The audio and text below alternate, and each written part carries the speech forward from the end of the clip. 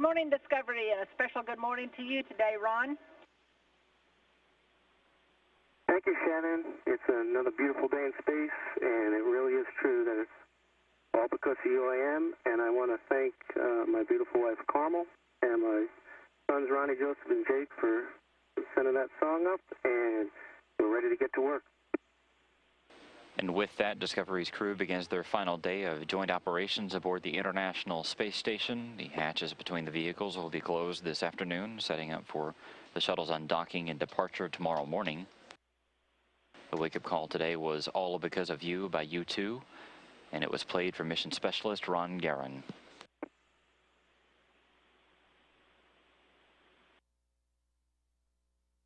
Discovery Commander Mark Kelly joining Hoshide and Nyberg in the early stages of hooking up backup drive system equipment for Kibo's electronics and its robotic arms operation, essentially a redundant set of equipment that will complete the initial internal outfitting of the new Japanese laboratory.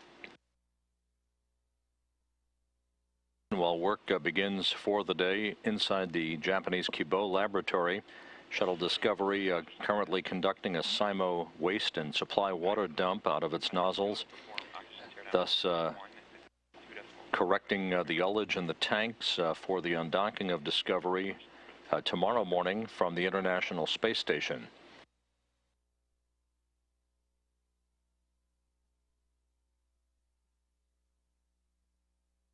A good view of Aki Hoshide, the Japan Aerospace Exploration Agency astronaut working with Karen Nyberg as they continue to hook up a variety of cables and electronics for what is called the backup drive system, a redundant set of avionics and electronics to operate Kibo systems in the Japanese robotic arm and at the forward end cone of Kibo.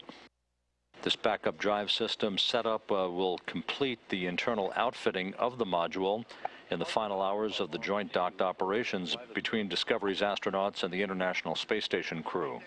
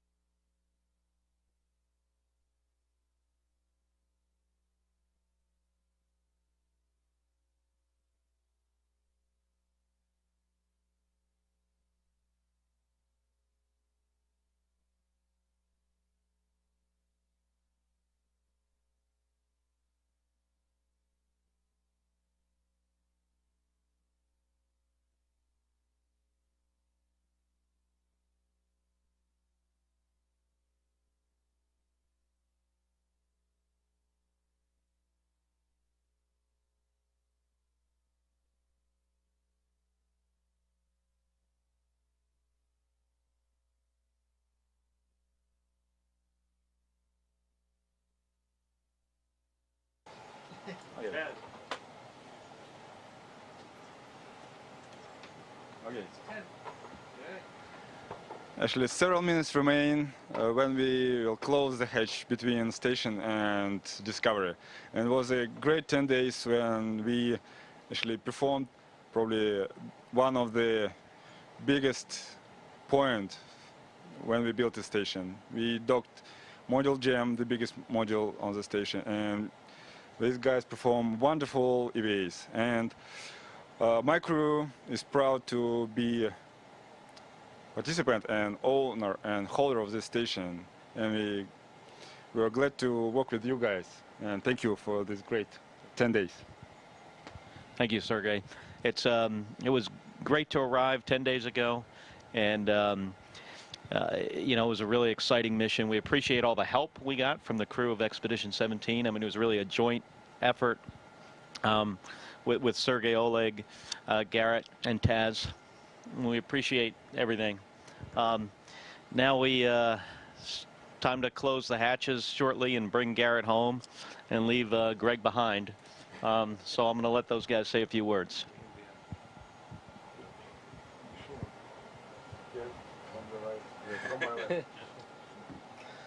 I can hardly believe this time has come.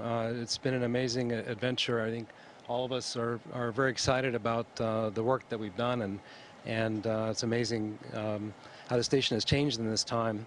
You know, with 10 people up here going all over the place and doing this work, and thousands of others on the ground making it all possible, it's amazing to see what we can do.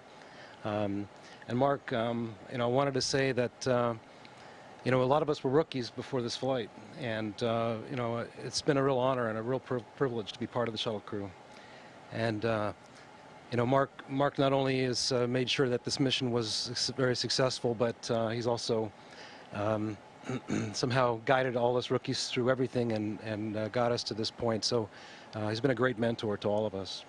And that goes for Mike too. Mike is the other flown person here before the shuttle launched, and yeah, and his guidance and friendship has been really valuable to all of us, and thank you, Mike. But you know, it was really great when we arrived after the beginning of this amazing adventure. It was just amazing to be greeted by great friends that we already knew at the hatch. That was really amazing. And you know, Garrett, you know, has been a great host for us. He's really helped us with everything, and especially me, teaching me the ins and outs of everything on the station. I've really appreciated that very much. Garrett has done an amazing job of taking care of this side of the space station, along with Sergey and Oleg. Everything's in really great shape, and he's done a great job for NASA and for all the international partners. So it's really sad to see you guys go for me. But I'm looking forward to the adventure ahead with Sergey and Oleg, getting the GEM up and running and getting the science program started and renewing the science on the U.S. module and in Columbus. And so I'm looking forward to that very much. Thanks, Greg. It's a huge responsibility. I mean, taking care of this tremendous national asset and the national assets of our international partners. And if that ever feels like a tremendous burden, just remember this advice I have for you, which is with great responsibility also comes great power. So that's nice. And but you're going to do a fantastic job. You've took to it from a running start. You've been doing absolutely fantastic, and you have some great crewmates to help you out too. So you're going to do great. You know, for me, this is a very satisfying moment right now, one I was looking forward to for a long time, because we've managed to get to this point through STS-123, Expedition 16, Expedition 17, and now STS-124.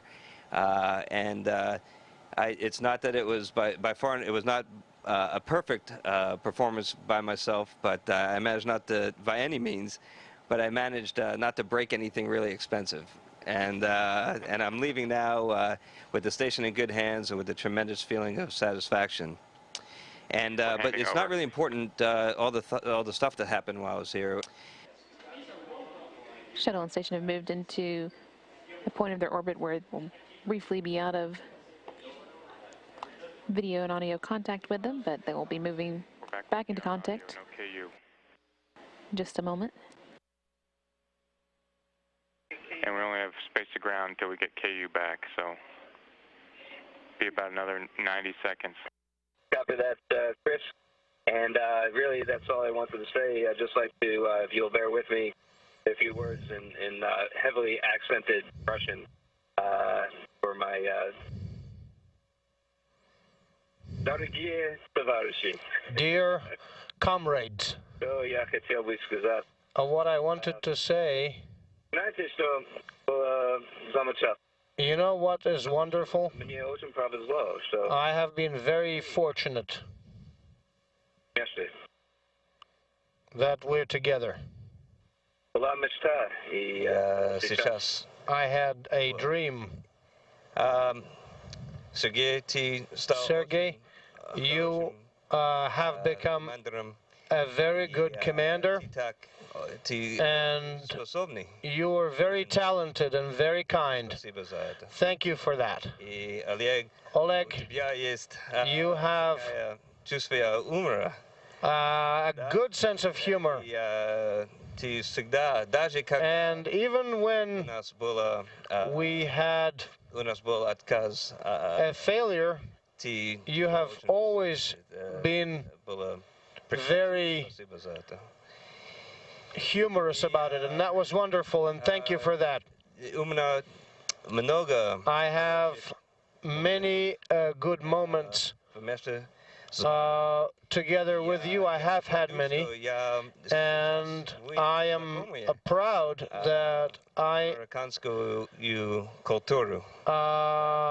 that you are acquainted with the U.S. culture. We watched Animal House and Harold and Kumar. This is classical American culture, as well as some music by Bon Jovi, for example. That was wonderful. And the final month was a little difficult because of the toilet failure and the need to prepare for the orbiter.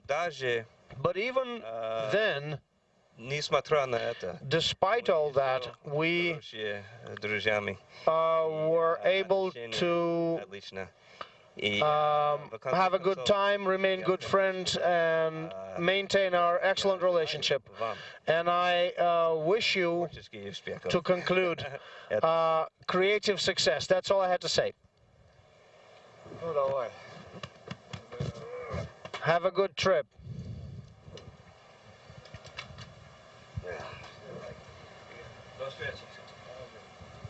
See you later.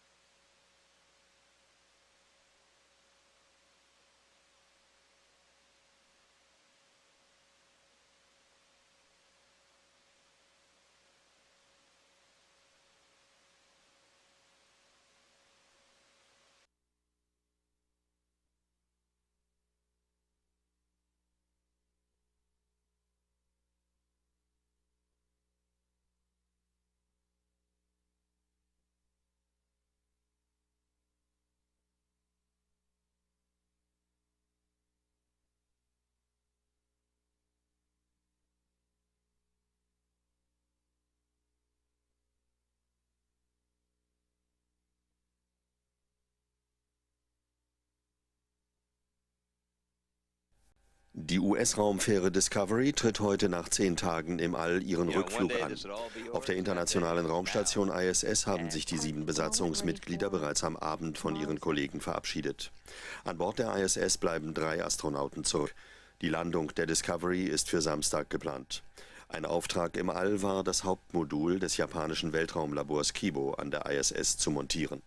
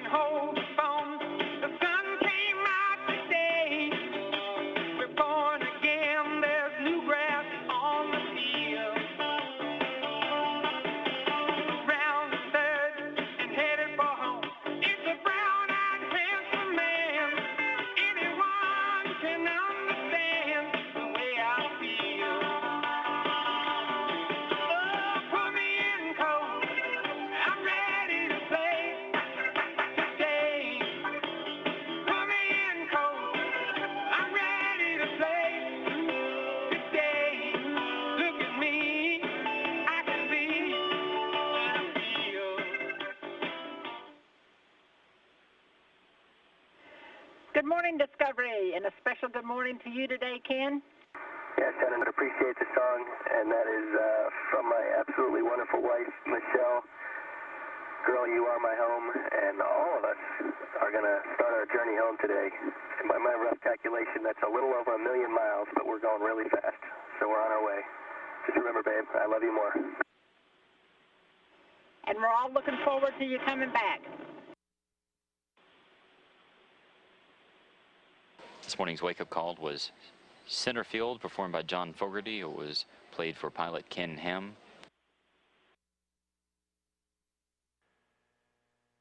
And this view showing the crew of Discovery on the flight deck, pilot Ken Ham in the field of view on the left, Karen Nyberg on the right. You can see Garrett Reisman as he takes a final look at the complex that was his orbital home for 90 days. The hatches were closed between the 2 vehicles late yesterday afternoon.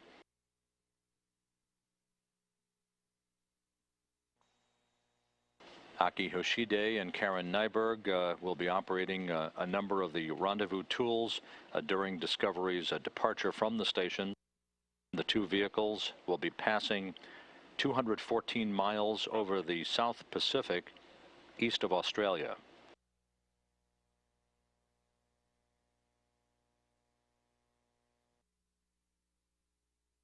Through sequential still video, compliments of the shuttle's S-band communication system, a good view of the International Space Station. You see at the bottom of your screen the docking interface between the orbiter docking system, and that black conical port is the pressurized mating adapter number 2, the forward docking port of the Harmony module.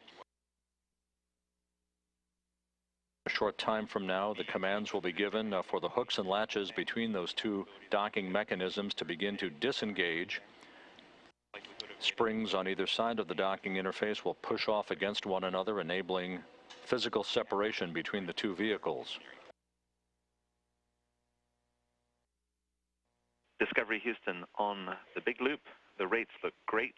You are go for DAP free on time. Copy. Go for free drift on time. Thank you. Discovery now has disabled all of its thrusters temporarily, placing the shuttle in what is known as free drift. This to facilitate the smooth separation of the 2 docking mechanisms from one another.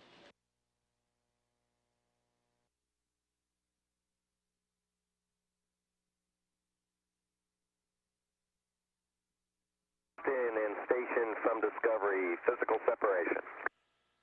Houston copies physical sep. Undocking confirmed.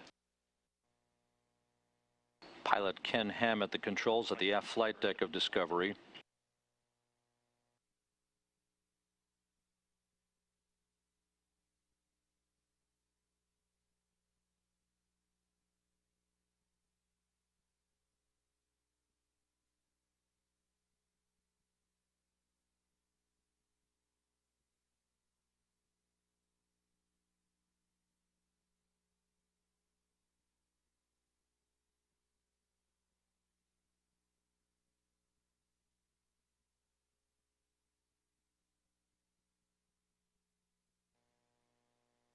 Undocking occurred at 6:42 a.m. Central Time as the two vehicles passed over the South Pacific east of Australia. Houston Station, Russell more thrusters only.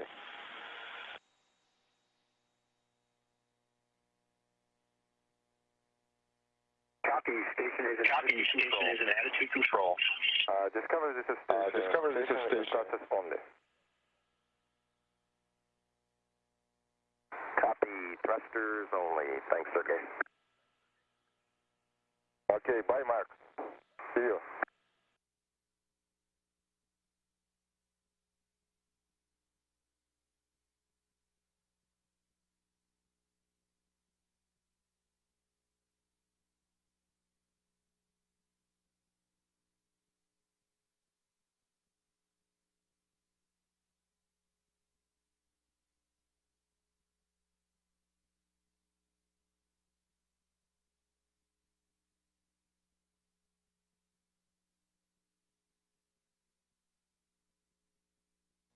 A good view of the two international modules, the Columbus module on the right and the new Kibo laboratory on the left.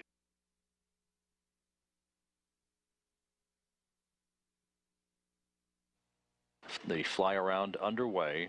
Discovery will move to a point 600 feet directly above the station, then behind and below it, moving once again in front of the station, completing a final quadrant, a fly around to reach a point 600 feet directly above the station once again, at which point a series of reaction control system jet firings will begin the separation by Discovery from the complex.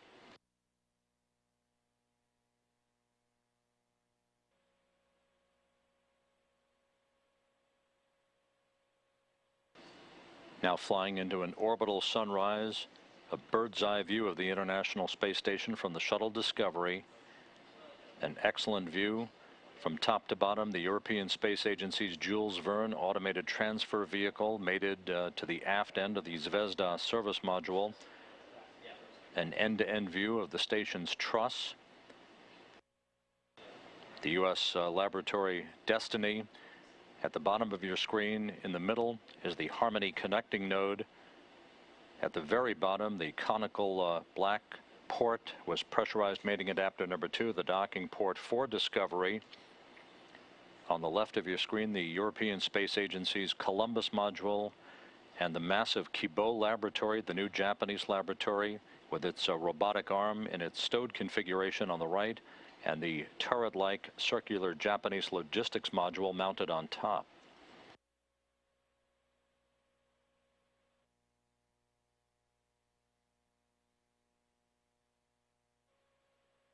Pilot Ken Ham at the controls of the aft flight deck of the orbiter, which is now directly above the International Space Station, 625 feet away.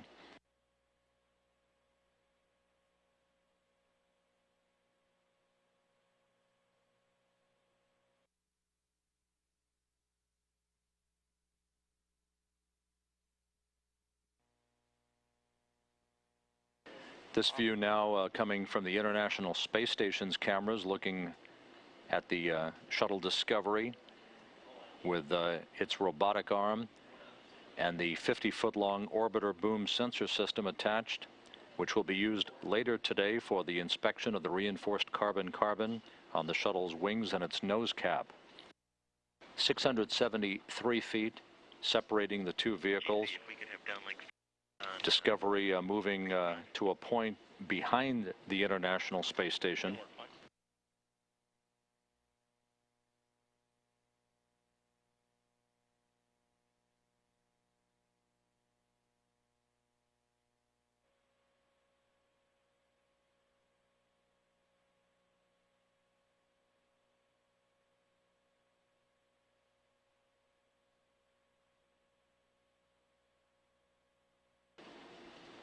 Great view of the Shuttle Discovery from the International Space Station external cameras. The two vehicles passing off the north coast of South America, now crossing the equator.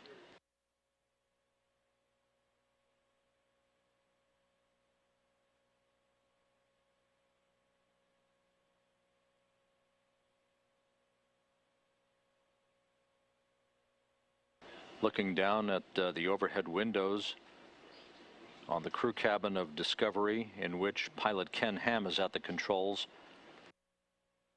conducting his fly around the final separation between the two vehicles just over an hour from now.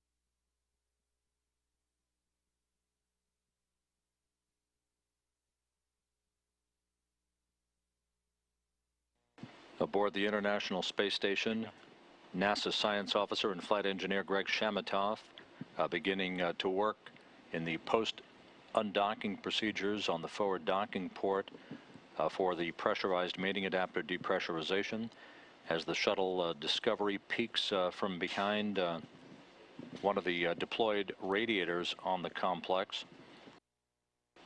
Virtually directly behind the International Space Station now, 656 feet between the two vehicles.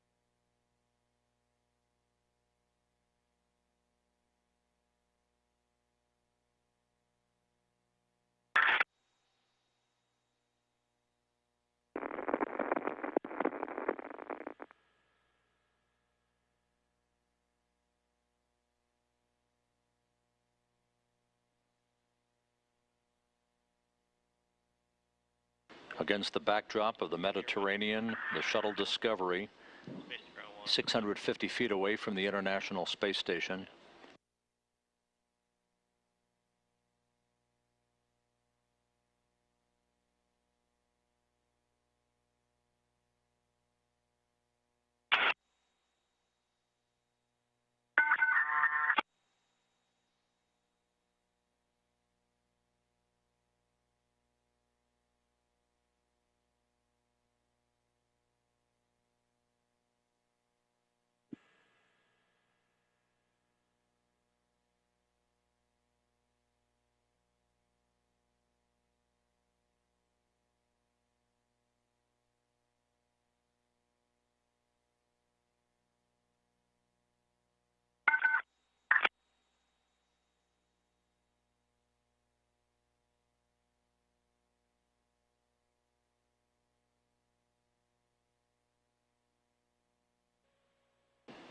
Discovery flying over northern Italy,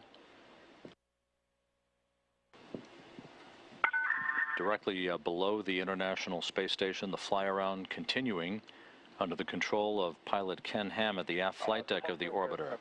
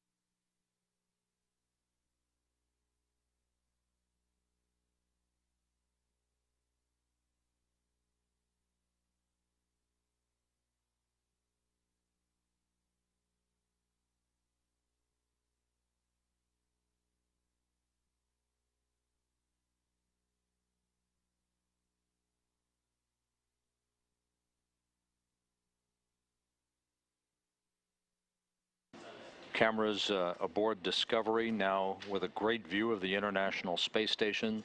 The two craft separated by some 8 miles, having crossed the equator back out over the Atlantic Ocean.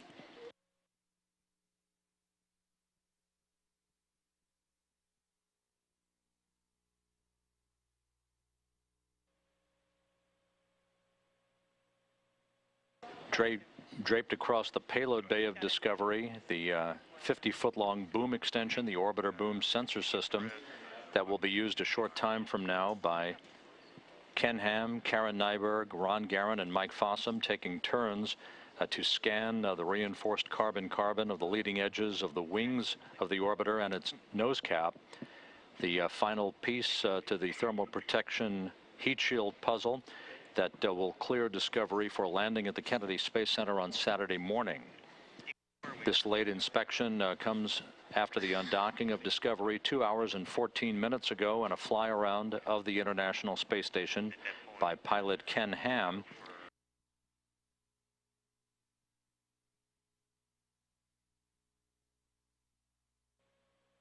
A good view of the shuttle's robotic arm.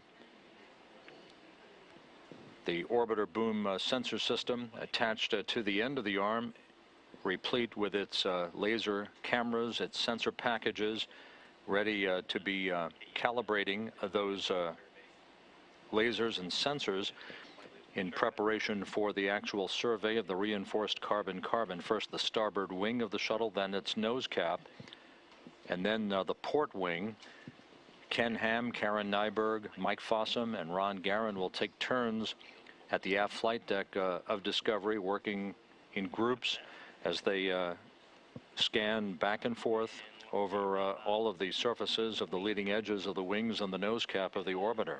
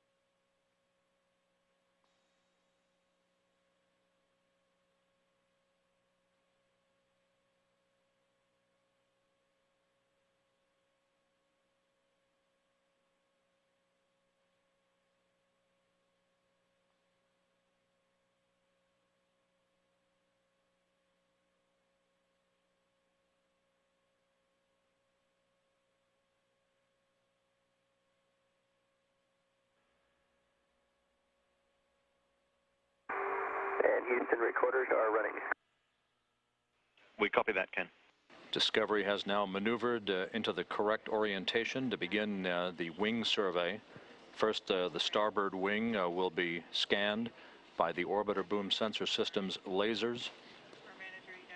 There are two packages. One is the laser dynamic range imager, which is mounted underneath an intensified television camera. The other is a laser camera system that's hard mounted to the orbiter boom sensor system. This standard scan of the reinforced carbon-carbon on the leading edges of the wings on the nose cap, instituted after the Columbia accident to provide a complete set of three-dimensional high-resolution data for the imagery analysts here in Mission Control, ensuring that all of the areas of Discovery's thermal protection heat shield are in good shape to support entry and landing back to the Kennedy Space Center.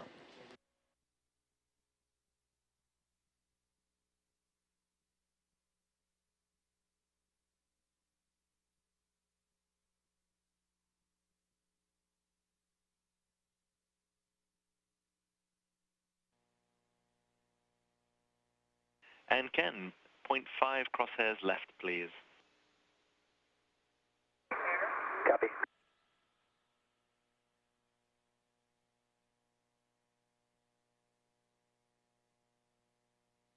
And how's that? Checking.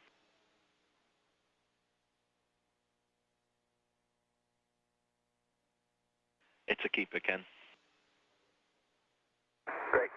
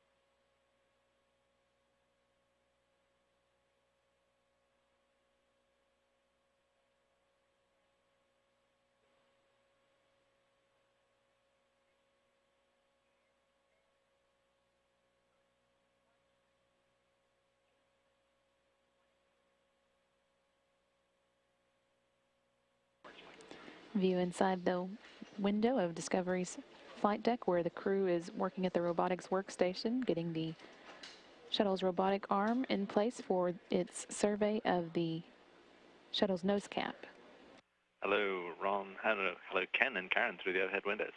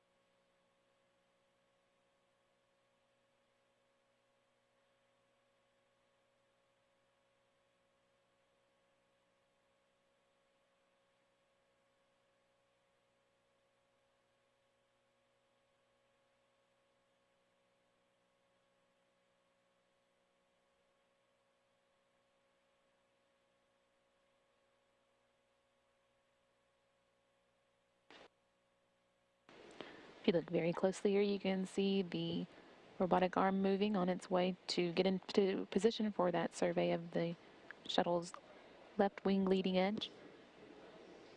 Again, pilot Ken Ham and mission specialist Ron Guerin and Mike Fossum will be at the controls of the shuttle's robotic workstation for this survey.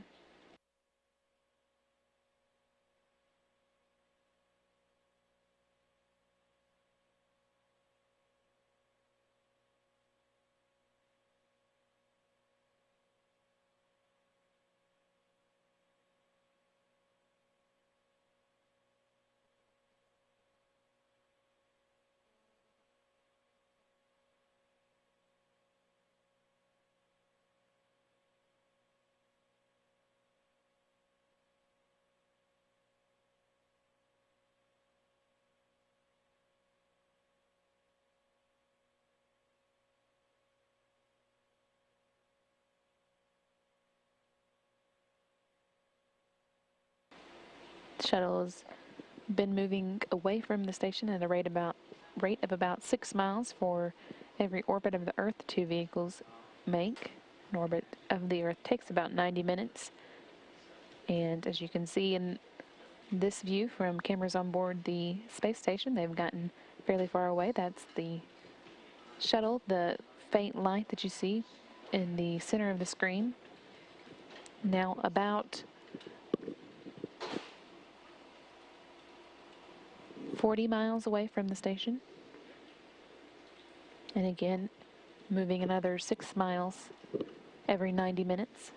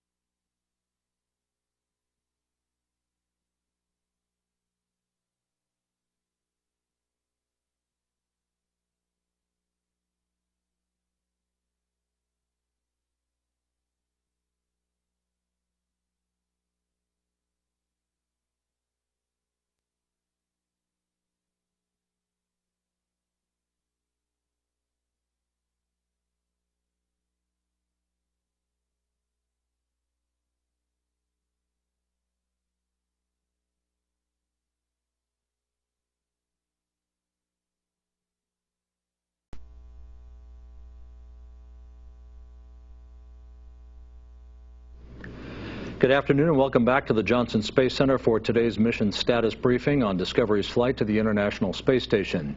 With us today to discuss all of the day's activities are Matt Abbott, the STS-124 lead Space Shuttle flight director, Kenny Todd, the International Space Station program manager for mission integration and operations, and Tetsuro Yokoyama, JAXA's deputy manager for the Japanese Experiment Module Operation Project. And we'll start off with Matt. Okay, thanks, Rob. Well, it's another great day in space. What a really wonderful end to our docked mission with the Shuttle and ISS, and a wonderful way to bring our Japanese colleagues into the space station operations, International Space Station operations, in a really, really big way. Of course, it's not over yet. After the undocking today, we still have a few days to go to get Discovery and the crew safely on the ground. And so we'll be continuing to work through the rest of the shuttle mission here and make sure that happens this weekend. The undock and separation, in a word, really was flawless. Absolutely flawless, by the book, from start to finish. And I think we've got a little bit of video here to show you some of the activities. Here's a shot of the crew as on the flight deck as they're getting prepared for the final phase of undocking. And see, here's some shots of the centerline camera as we separated from station. And a nice shot here in the dark. You can see the orbiter separating away from station. Really nice fly-around shots. This is sped up a little bit, but it gives you an idea of the, first of all, the absolute magnificent view of that spacecraft and the GEM module attached to it. And there's the orbiter coming away from station. You can see the OBSS, the boom sensor system there, stretched across the payload bay in its undock position, getting ready for its scans. And there's a station in the distance as we, there we go, behind the orbiter. Some really fantastic video throughout the day. The orbiter is currently about 16 miles, nautical miles trailing the station, opening at about 5 miles per orbit. And the fly around, as you saw some of that there in the video, was absolutely perfect. Ken Ham, the pilot, flew that just flawlessly again. That's really the word to describe the day. After the fly around was complete, we did a couple of separation maneuvers and started that opening rate away from station and got right into some orbiter configurations post undocking, got the orbiter ready for the surveys that are currently ongoing. When I left console about an hour ago, we had completed the starboard wing survey, and we're starting into the nose cap survey. The survey started right on time, and the nose cap survey, we got into that about 15 minutes early. So once again, this crew is really doing great getting us through the mission. We'll be taking all the data down from those surveys and inspections, and the teams are already starting to look at them, of course, and they'll look at those through the night and into the morning. We expect to have some early word mid-morning tomorrow before the mission management team meets tomorrow afternoon, and so we're looking forward to some good results there from the surveys. For the crew, tomorrow is basically an off-duty day. They'll be waking up about 2:30 in the morning Central Time. Let's see, they've got a public affairs event, media event at about 12:30 p.m. Central Time, and about 1 p.m. Central Time they'll be putting the orbiter boom sensor system away in the payload bay. They'll be berthing that. We do have an orbit adjust planned, a small ohms burn planned for late in the day, about 3:20 p.m. Central Time. And what that'll do is it'll set us up in terms of our geometry for to make sure that we have 2 KSC opportunities on Sunday, on end of mission +1 day. It just helps line up the cross range to the landing site so that we have 2 good opportunities to KSC on that day. The landing, as you know, is scheduled for Saturday. About 10:15 Central Time is the current planned landing time. Of course, the weather at the Kennedy Space Center, as always, is something that we keep a close eye on, but the early forecast for both Saturday and Sunday is for, looks like we have a good chance of getting into KSC on one of those 2 days, including Saturday. So we're looking forward to things continuing in that direction.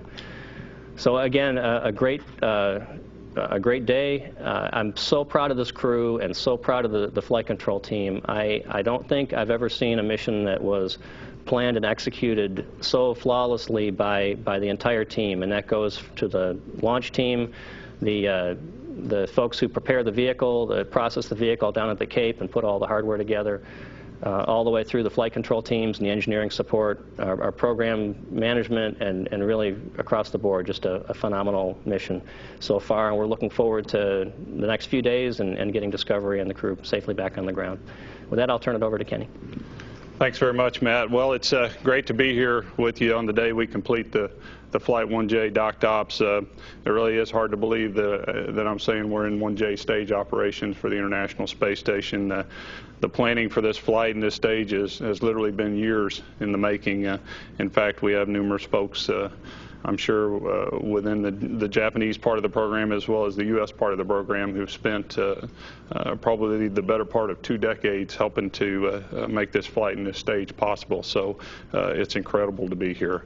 But as we look forward to the stage operations, I think we do have to turn around and take a look at what's happened over the last couple of weeks. As Matt mentioned, it was a flawless countdown. The orbiter guys, the shuttle program, did an outstanding job getting us to the point where we could launch this magnificent piece of hardware and get this lab deployed on orbit. So, you know, we go into every one of these missions, we plan for the worst and we hope for the best. And I don't know if it was statistics or what, but on this particular mission, we got the best.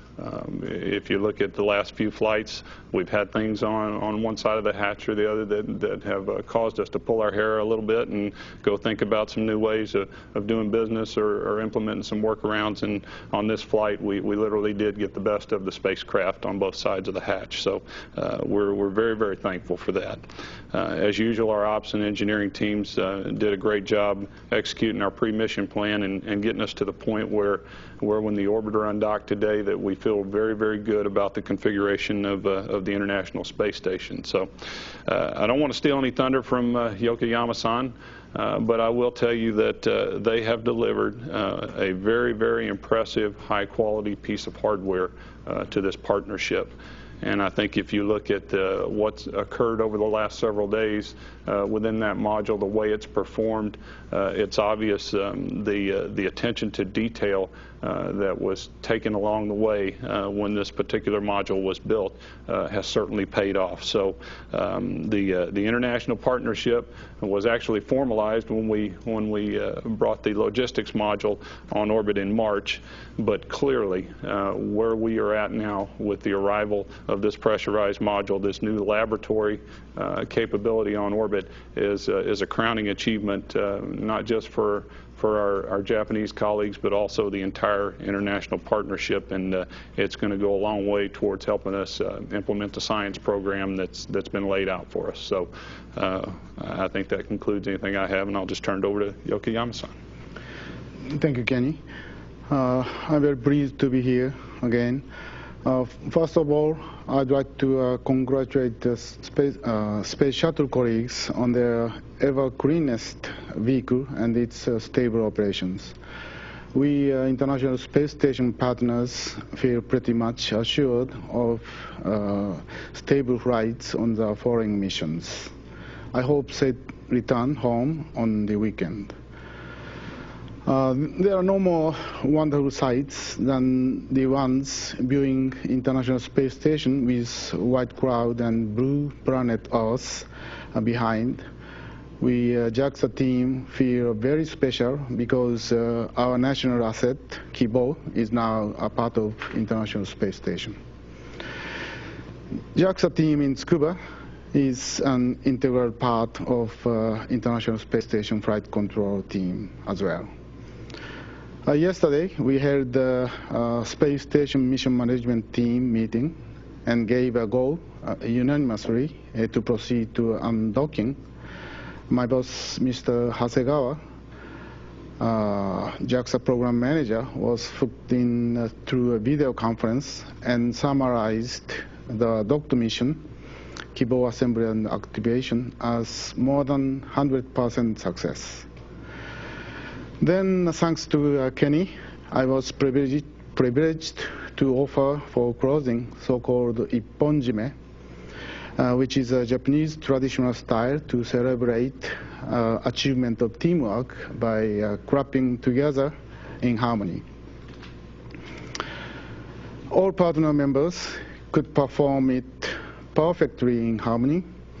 This is a historic moment when the ISS program attained the full multicultural partnership in operation management arena. Cheerful expression of all members at the silence right after the last clap indicated a sense of satisfaction as well as sigh of relief, and then made us determined to move on to the next step. Looking back this mission in JAXA International Space Station perspective, Flight Day 4 was just spectacular. Our centerpiece hardware of Kibo was beautifully attached at the permanent location. Most critical operations for our team were activation of Kibo systems, Channel B activation on Flight Day 5, Channel A on Flight Day 6. We have overcome some of issues and managed to make ingress happen on time. This mission was characterized as not easy before flight. Our teamwork made it easy, as Kirk Sherman mentioned the other day. JAXA team in Tsukuba, I can imagine bright faces filled in SIPSI. Our flight control team is now up and running in a stable manner. As a matter of course, we see a room of improvement. Lessons learned during this mission will certainly be incorporated into their processes and procedures to refine further their performance.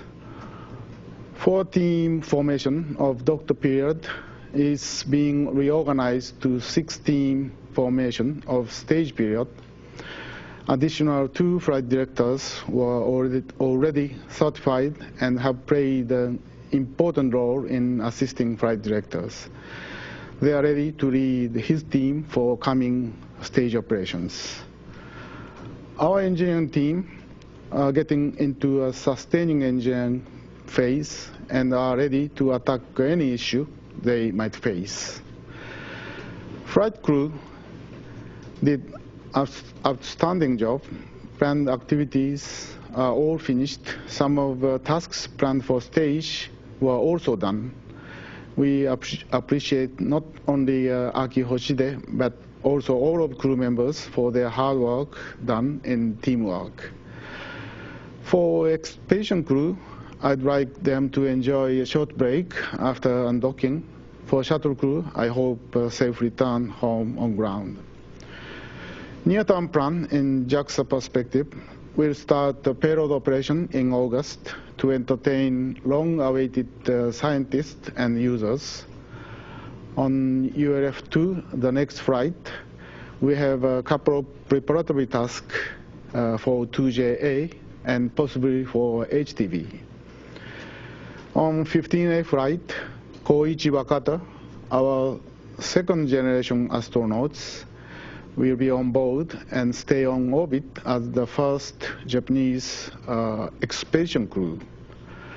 Lastly, I'd like to appreciate all partners for their outstanding effort to this almost perfect doctor mission. Once Kibo gets settled in, we'll certainly fulfill obligation as one of neighbors.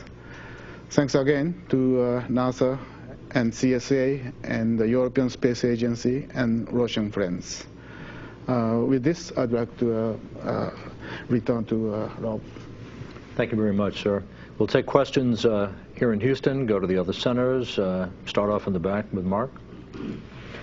Mark Carreau from Houston Chronicle, and mine's for Matt Abbott. I believe yesterday and today you said the processing of the wing survey would be ready for the mission management team tomorrow. Does that mean that they can then declare the spacecraft good for entry as soon as tomorrow if there's nothing further to check. And I just wondered as well if there was anything today so far that sort of popped up as obvious damage. I think you said yesterday that to not look from previous assessments that there was anything. Right. Yeah, first of all, as far as today goes, again, the engineering teams who are experts in analyzing all that data are beginning to work on that now. And as you know, it's just been a couple of hours since we started to bring the data down. I know that the starboard wing was the first one that the first scan that we did, and of course that's the one that we had the least imagery of from the end effector camera on flight day 2. But we did have a good look at everything from all of the photography that had been taken throughout the mission. But I will say, to my untrained eye, I personally didn't see anything unusual, and I was very pleased with the data we were able to get, and looking forward to hearing the engineering teams report out to the MMT and, as to the status. In terms of the time frame, the way these are normally laid out is that generally we plan for a maximum of about 30 hours from the start of the surveys until having the data all completely analyzed and being able to finalize an answer. So that would put it sometime in the early evening tomorrow to be formally kind of through the system. As I mentioned earlier, we do expect to have some early word mid-morning tomorrow, and of course at the MMT tomorrow afternoon they'll be talking about his status as well. And honestly, depending on how the data looks, I can't really say if that's going to take shorter or longer at this point. But I know we're getting all the data down in a very timely manner, and again, to me, as not an expert in exactly what to look for, I certainly was very pleased with what I saw. Frank Mooring with Aviation Week for Mr. Todd. Could you briefly outline the activities planned for this long stage coming up? And also, if you can, give us an idea of when the program expects to have some kind of way forward on the starboard Sarge, and maybe even what issues still need to be resolved before you decide how to proceed there. Thank you. Okay. Well, I will tell you, relative to our upcoming activities, we have some activities to do in the GEM module itself. We have to complete some outfitting. The module isn't 100% up and running yet. We still need to complete the activities. You know, we moved some racks during this flight, and so we got to go complete that work. So that's a fair amount of what we're going to do during this stage. We have a little bit of work that we were going to do with the remote manipulator system for the Japanese, and so that's more of a checkout to make sure that that we get it up and going, and that we don't have any issues as a partnership to deal with there. So in addition to that, we are planning right now for a Russian EVA spacewalk around the 10th of July at this point. And that's something that we've known has been out there, and we will start planning in earnest for that EVA next week. So those are kind of some near-term activities looking out over, say, the next 6 to 8 weeks of the stage. After that, we won't see another vehicle arriving until about the second week of September, when we get the next progress coming up. So we'll be doing a lot of stage intensive onboard activities, a lot focused on the pressurized module and making sure that we get the rest of the segment activated. As far as where we are with Sarge, we did a little work during this flight. We went out and took a look at the port Sarge. The reason being that we wanted to get a little more data. Again, everything we're doing is relative to helping us address the fault tree issues that exist and are still open for the starboard Sarge. I'm happy to report that we did get a little bit of data. We got the visual from the crew. We went back later on and said, can we go back and get a sample? Our primary intent there is to take that sample that we got off of the port Sarge and do some comparison work with the same type of ring that we have here on the ground that's undergone some life testing, and make sure that indeed what we're seeing in the way of residue on that ring is what we expect from normally operating rings. So there was nothing there that gave us cause for concern, but absolute data that could be used to help us understand whether or not we need to go ahead and move out, you know, with the starboard Sarge. I would tell you our thinking right now on the starboard Sarge is that in the ULF2 time frame, we will go out and most likely replace the trundle bearings on the starboard Sarge. We did do that during one of the EVAs on this flight. We went in and installed the TBA, so obviously that helps us get more comfortable with that particular operation. And our thought right now is to go out and install the new TBAs during that flight. Prior to installing those TBAs, our thought is to do what we call a lubing of the ring, and that will allow us to hopefully allow the Sarge joint to rotate a little more smoothly and cut down on the amount of vibration we're seeing in the joint, and thereby getting through the rest of space station. So at this point, we're targeting a ULF2 time frame to go out and do something proactively with the starboard Sarge. If I could just follow up, could you tell me what the purpose is of replacing those TBAs? And also, it sounds like you're not going to move to the outboard ring at this point. Is that right? That's correct. Where we are right now is the TBAs provide us, every piece of hardware we can get down on the ground related to this anomaly gives us additional insight. And getting these TBAs on the ground will allow us to inspect the bearings within them and try to understand what the makeup is of any of the residue on the bearings. How are the bearings themselves faring? Are they coming apart? Is there any cracks in them? Is there anything there that gives us cause for concern about the bearings themselves? So our thought is, let's go replace all the bearings, get those down, do the investigation on them, see what that rolls into in terms of our fault tree and what we can then take off the list. As far as lubing the ring itself, the existing ring, we did a detailed test objective, if you will, a DTO on this flight that had us go out and take a small portion of the ring and do a wipe of it with some lubricant to see how successful we would be in trying to get some of the residue off the ring and get us in a position maybe to try to continue to use that ring with some additional lubrication. So I would tell you at this point, the crew gave us some very good anecdotal type of feedback, and what we need to do is get the wipe samples and the scraper back down on the ground and take a look at them and see what the ground evaluation of that is, and again fold that into our forward plan for what we might do on ULF2. But again, I would expect a combination of changing out the bearings plus lubing the ring. And as far as outboard ops goes, that's something that we're looking at downstream, and we just got to get a few more legs of the fault tree closed before I think as a program we're going to be ready to go move to outboard ops. And the other side of that is we continue to do the analysis that we need to do to say that we can continue to provide the power and the margins necessary to do the work that we need to do on board. Yes, sir. H.R. Swami with Kyoto News. If this is something well known, excuse me for asking, can we watch what crews do during their off-duty time tomorrow? Oh, you mean in terms of what the watch on board while the crew? What they're doing in the space shuttle through NASA TV. Right. Generally, what we do, and whether they're off duty or not, we will go on board with video when the crew invites us. So it's really up to the crew to say, hey, you're welcome to, as they say, come on board, and they'll with video and they'll set up cameras and allow us to sort of join them. But it's really completely up to the commander and the rest of the crew.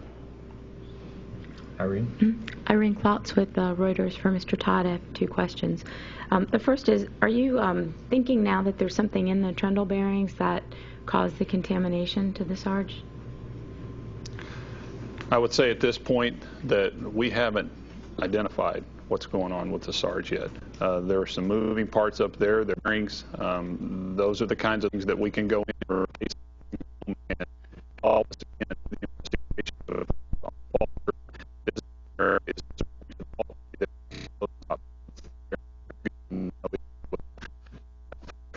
you sit down and basically brainstorm every possible thing in that general area, be it environment or mechanical, that could cause the type of issue that we're dealing with. So we have a very involved fault tree set up. what has to happen now is the team has to go in and strike out those areas of the fault tree where we know they clearly don't have any bearing on what's happened. Now, in this instance, we brought one trundle bearing home. The thought is, let's bring the rest of them home. We know how to swap them out. We understand how to change them out. We feel comfortable with that, especially with the test and that we did here during this mission. And so, no, at this point, I wouldn't say we're ready to implicate the bearings. What we need to do is just get them on the ground so we can go look at the fault tree and see whether we need to continue thinking down that path, or if it's we need to turn our attention somewhere else. The other question is, under the International Space Station Partnership Agreement, what involvement does NASA have on Soyuz flights that don't involve NASA personnel? I guess I'm not sure exactly. Certainly the Soyuz itself, the actual flight itself, we do flight readiness reviews for every flight, or at least station ops readiness reviews for every flight that comes to space station. So as a program, as an international partnership, we sit down and we review the readiness of the on-orbit vehicle as well as the vehicle that's to be launched to space station. I'll tell you, relative to a Soyuz, that's our lifeboat for the crew on orbit. So we are very involved in what goes on with the Soyuz, and certainly with regard to the incidents on the last two Soyuz, it's something that obviously we're taking great interest in and continuing to follow and work with our Russian counterparts on. While you all were busy working today, Space Adventures announced that they were going to be buying a Soyuz that's just devoted for commercial flights and is not involved in the crew rescue lifeboat rotation. And my question is a little tangential, but what oversight or involvement would NASA have in flights like that? Well, clearly, to me at this point, it's almost a hypothetical sort of question, because it's not something that, to my knowledge, has been integrated at least with NASA. Again, if anything like that were to happen, obviously the two agencies would need to get together and understand how that would happen, and what role we would have to play.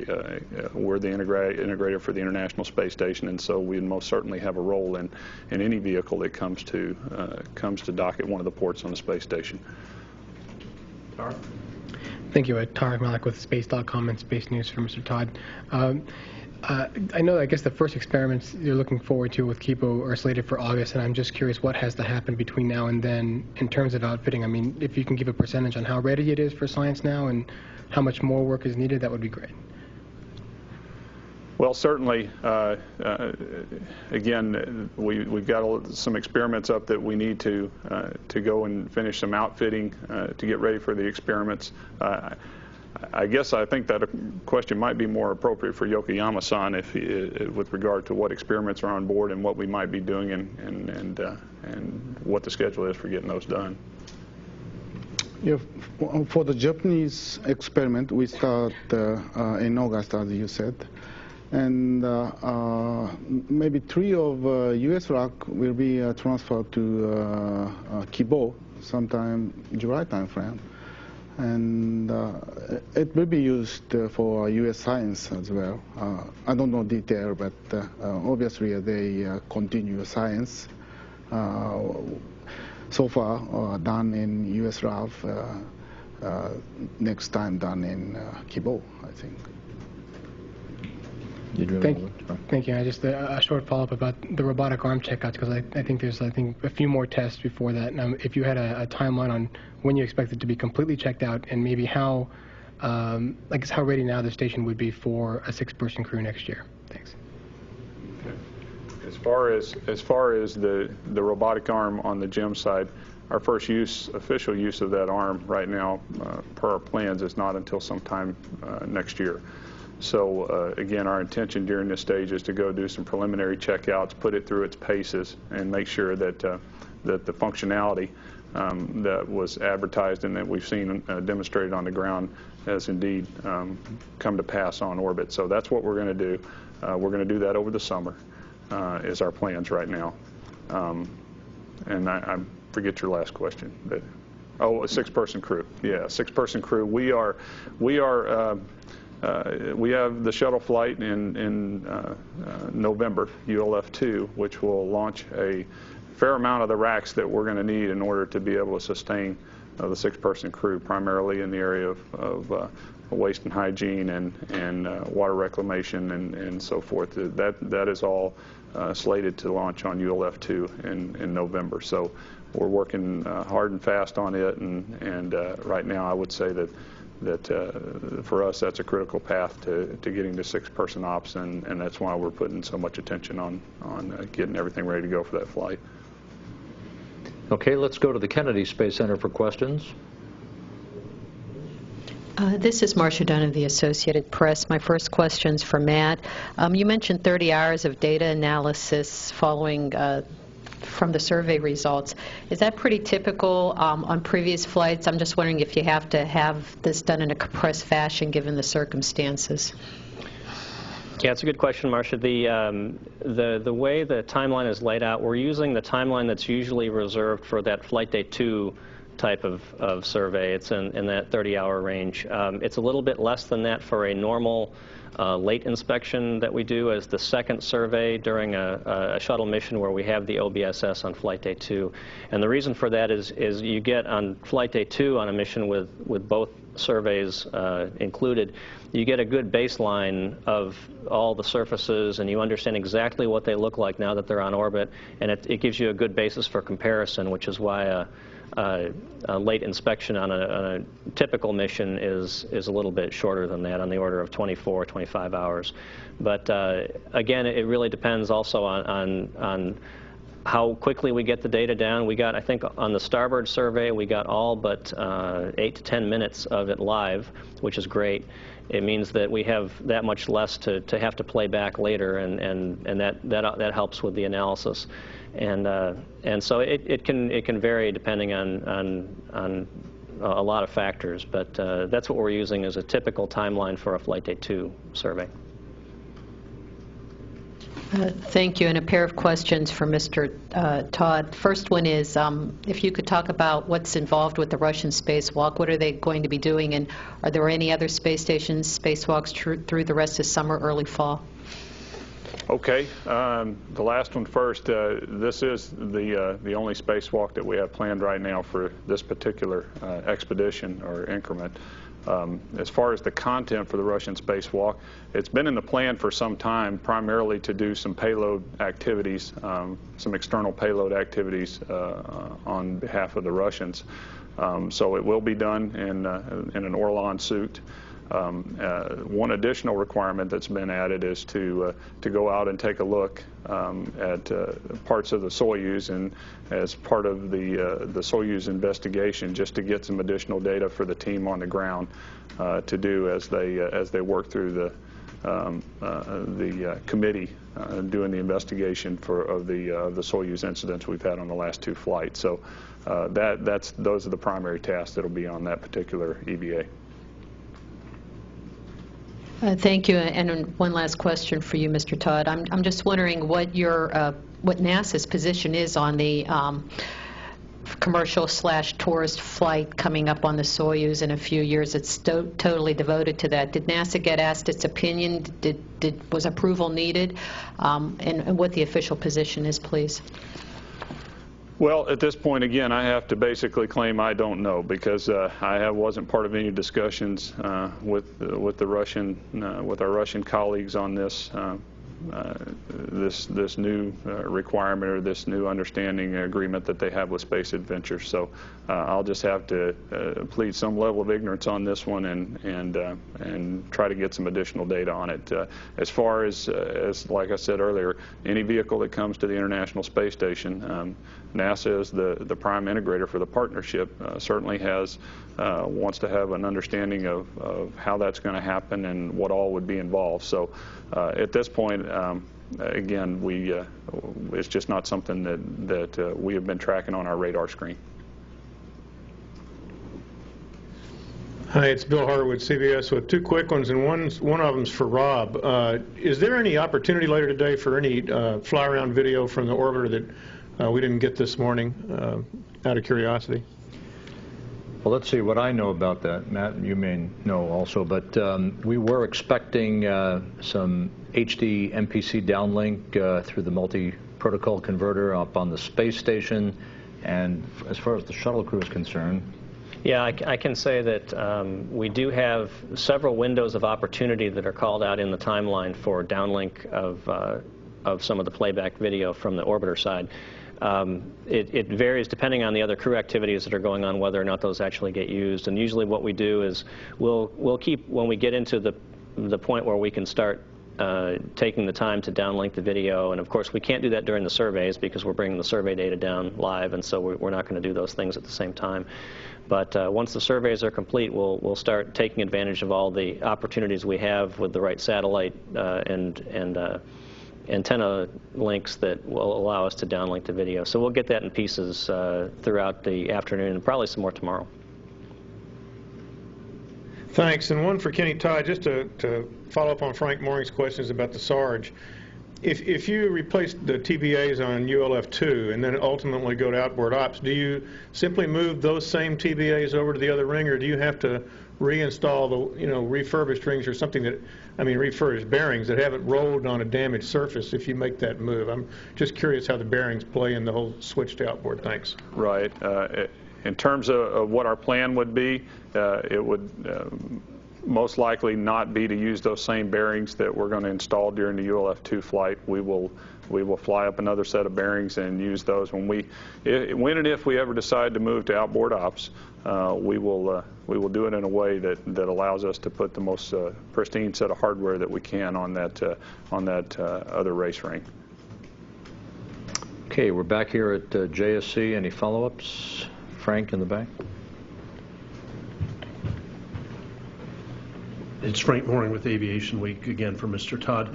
On the TBA that was brought down and examined, can you tell us a little bit about what was learned from that piece of hardware, and also why that one was selected? Thanks. Actually, it was one that was selected.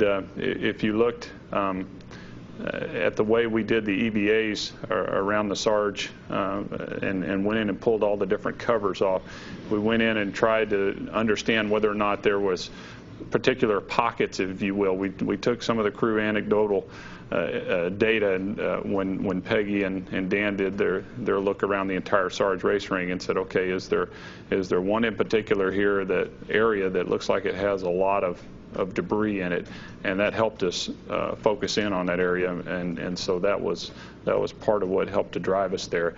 And to be perfectly frank, I don't know for certain, but I don't think we had any kind of smoking gun in there or additional wear on the bearings or wear that would lead us to believe that particular bearing had an issue. Irene. Irene Klotz with Reuters for Mr. Todd. I'm sorry to spring these on you if this is not really your domain, but you're here. If you could just refresh my memory about when NASA goes to an exclusive Soyuz rotation for the crew, when the shuttle is no longer involved in it. And then the other question I had is about the efforts to get the exemption on the non-proliferation agreement that's in place that is due to, I guess, be lifted, and therefore the ban would be in place again after 2011, just where the attempts are to sort that out. Thanks. Right. Well, we know when we start to, last one first again, when we start to do these, try to get these waivers and these exemptions, it's something we need to move out on early. So we are doing that. We're already moving out and trying to have all the appropriate level discussions within the agency, as well as with other agencies to try to lay the groundwork for getting the extension. Obviously, as we approach 2010 and exit 2010, that's the area where we need to make sure that we are going to be in a position to be able to procure additional assets if we need to. And again, at this point, it's all in work. Those are discussions that we're having. As far as when the crew, if you look out post-shuttle time frame, which... I'm sorry, ma'am? I'm sorry to interrupt. Doesn't it end, isn't the shuttle taken out of crew rotation before 2010? Right. Our last one, allow me to actually look at my sheet here. I think it's out in the end of in the 17A time frame is what I'm showing right now. So that'll be out into the middle of next year is when we'll stop flying what we call Shreks, the rotating crew members aboard a shuttle. Is that Sandy? Is that the next flight? Is that Sandy Magnus's flight or the one after hers? Sandy is ULF-2. Okay. And then Koichi is coming up the next on Koichi is 15A. So, thank you. You bet. Anything else here? Okay, let's close with a couple of programming notes. While this briefing has been going on, we did receive the HD video from the station from Greg Shamatoff, so we'll be replaying that from the station's perspective of undocking and fly around, and as Matt said, we'll see how well the crew progresses throughout the afternoon and being able to get down their video of the fly around from earlier today. Coming up at the top of the hour at 2 p.m. Central, 3 p.m. Eastern, NASA headquarters will replay the Delta II launch earlier today from the Cape Canaveral Air Force Station of the Gamma Ray Large Area Space Telescope that occurred this morning from the Cape Canaveral Air Force Station. At 7 p.m. tonight, our flight day highlights of all of the day's activities associated with undocking, fly around, and the rest of the day's work on board shuttle and station. The crew will wake up tomorrow at 2:32 a.m. Central Time as we're backing up ever so slowly towards landing day. And our one briefing of the day on Thursday will be the post-mission management team briefing. Deputy Shuttle Program Manager and the chair of the mission management team, Leroy Kane, will be here tomorrow at 2:30 p.m. Central, 3:30 p.m. Eastern Time to discuss all of the MMT's deliberations and to set the stage for the rest of the mission. You can follow everything on Shuttle and Station on our website at www.nasa.gov. And with that, we'll return to the STS-124 mission. Thanks very much.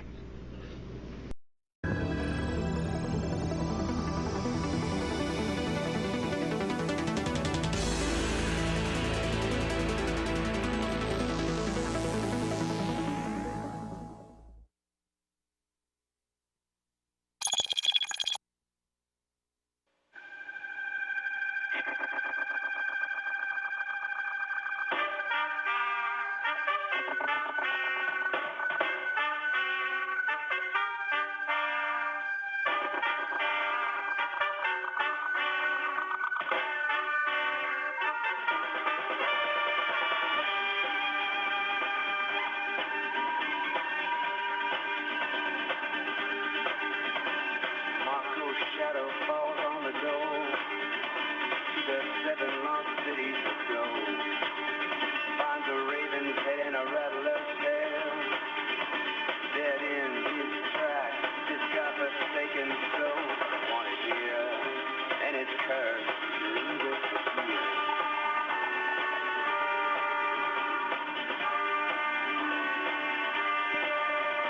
Amelia's face hides behind the mask. Good morning, Discovery, and a special good morning today for Mark with Crystal Frontier. Good morning. It's another good morning in space. I'd like to thank my wife, my wonderful wife, Gabrielle, and my kids, Claudia and Claire. Good morning. A good view here of the elbow, or rather the end effector of the shuttle robotic arm grappled onto the orbiter boom sensor system high over the payload bay, and a glimpse of the vertical tail fin at the bottom of your screen as Discovery moves out just past North Korea, heading for a flyover of the Japanese island chain a short time from now.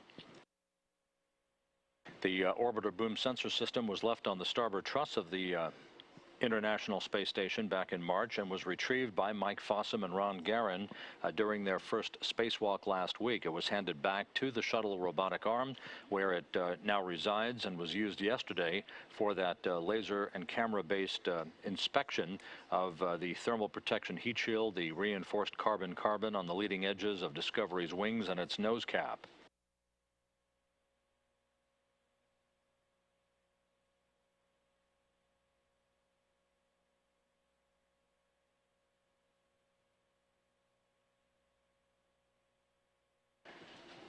This silhouette view of the orbital maneuvering system pods and the vertical tail fin at the rear of the shuttle Discovery as it flies 214 miles above the Earth.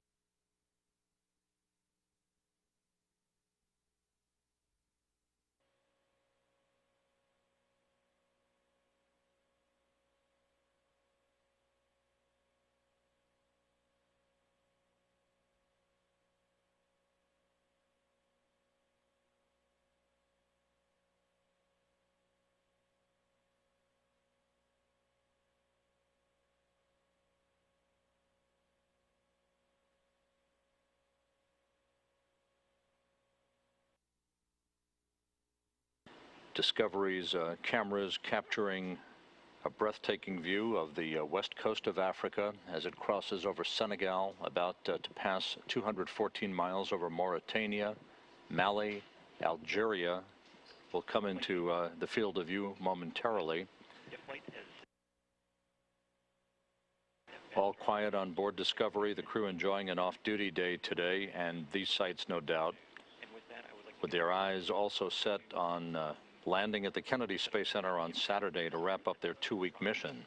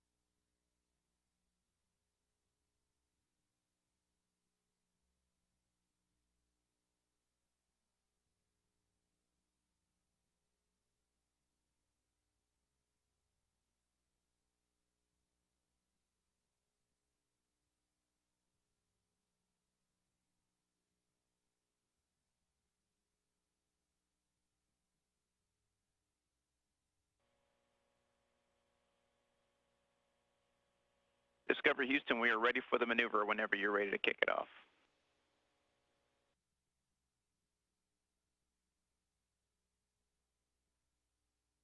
This video being sent down by cameras in the shuttle's cargo bay. You can see the movement of the shuttle's robotic arm and along the right-hand side of the screen as mission specialist Karen Nyberg and Ron Guerin maneuver it to berth the orbiter beam sensor system along the edge of the cargo bay.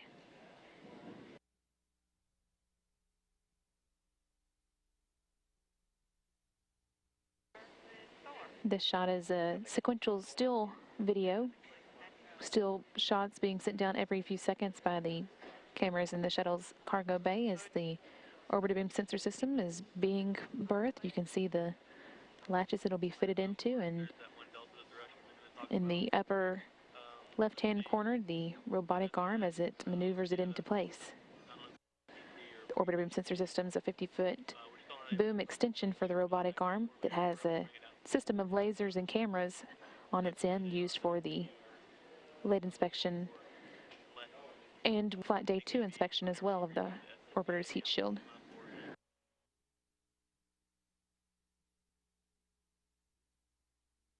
Mission specialist Karen Nyberg and Ron Guerin have gotten the orbiter boom sensor system into its cradle where it'll be held in place for Saturday's landing and are preparing to latch it into place. Flight controllers in the shuttle flight control room in the Mission Control Center say that the orbiter boom sensor system is now latched into place.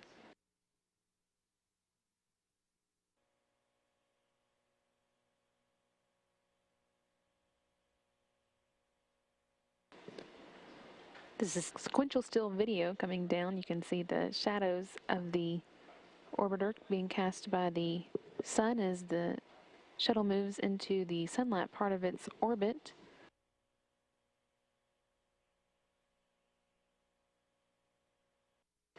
In that last shot from the sequential still video, you saw the robotic arm letting go of the orbiter beam sensor system now that it's been latched into place.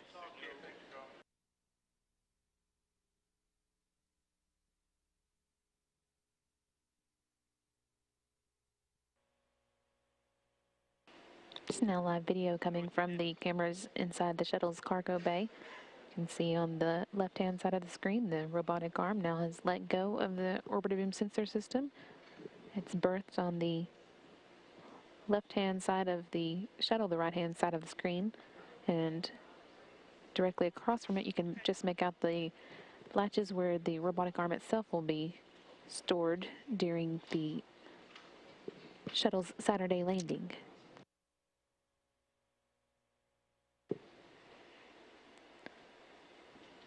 You can see in this view from the cameras inside the shuttle's cargo bay, on the right-hand side of the screen, the base of the robotic arm, and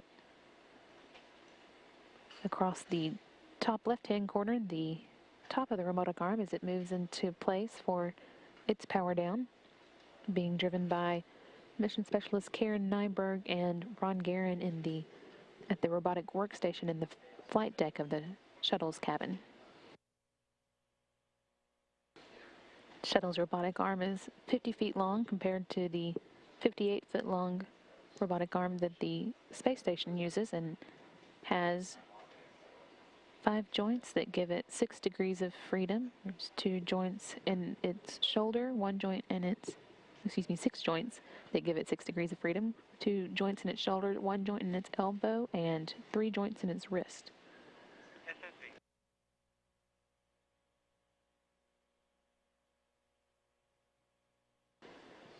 The wrist and elbow joints also have cameras. You can see the elbow camera sticking up above the elbow joint in the center of the arm. That's what the spacewalkers, mission specialists Mike Fossum and Ron Guerin, unstrapped during their first spacewalk of the mission. This is more a sequential still video from the shuttle of the robotic arm being berthed. You can see it's made it all the way into its latches, and the crew is getting ready to power it down now.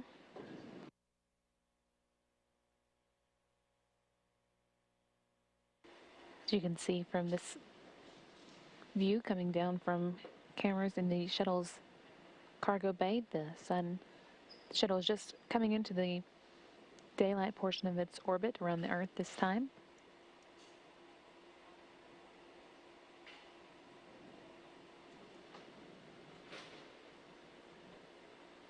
You can also just see in the corner of the screen the robotic arm where it's now berthed and ready for the shuttle's landing on Saturday.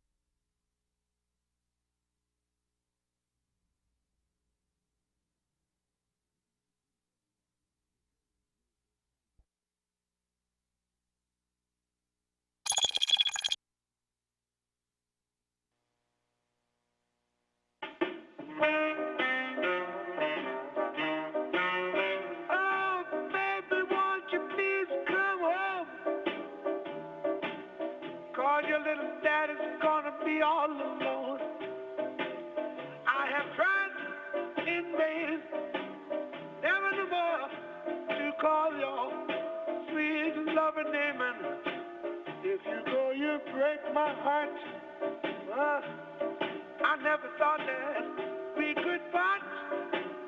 for every hour in the won't you please come home? I need you badly. Won't you hurry, hurry, hurry, hurry, hurry? Baby, won't you? Baby, won't you please? Baby, won't you please? Baby, won't you please come home? 'Cause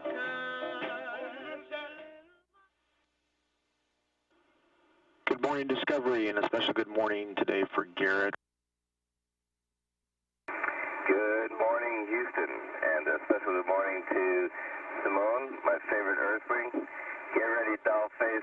Discovery's coming home. The crew members of Discovery waking up to Louis Prima and Keely Smith's Baby Won't You Please Come Home. The song was played for Garrett Reisman, and he and his crew members will be doing just that tomorrow morning. Discovery's crew now begins their last full day in orbit, spending the day preparing the crew compartment for the return home, as well as testing out the flight control surfaces and the reaction control system on the orbiter.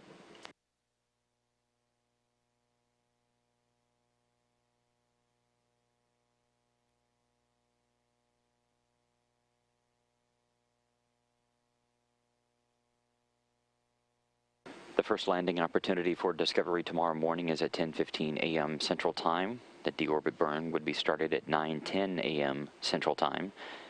The ground track would bring the shuttle over the western coast of Mexico, near the border of Guatemala, crossing toward Cozumel and Cancun, before heading over the Gulf of Mexico. The shuttle would then cross the Florida coast near Naples, head toward Lakeland, for landing on runway 15 at the Kennedy Space Center. The second landing opportunity, which would be on the very next orbit, orbit 218, is at 11:50 a.m. Central Time. The deorbit burn would be started at 10:46 a.m. Central Time. The ground track would bring the shuttle over the western coast of Mexico near Guadalajara, heading across Mexico and then over the Gulf. The shuttle would cross the Florida coast north of Tampa, head directly over Orlando, and then land on runway 15 again at KSC.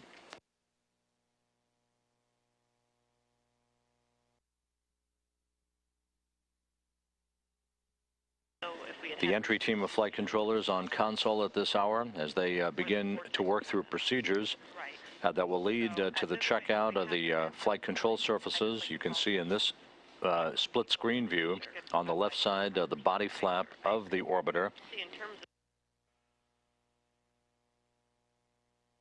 Auxiliary Power Unit number 1 is the APU of choice today for the flight control surface checkout that will test and exercise the aileron, the elevons, the speed brake and rudder, all of the aero surfaces of the orbiter that will provide full controllability of the shuttle during its entry back into the Earth's atmosphere on Saturday. This is the routine preparatory activities that will be ongoing on the shuttle, as it is every day before landing, to set Discovery up for its landing opportunities to the Kennedy Space Center tomorrow. And the Mechanical Systems Officer reports that Auxiliary Power Unit number 1 is up and running, looking good. Clear view of the driving of the aero surfaces on the shuttle Discovery.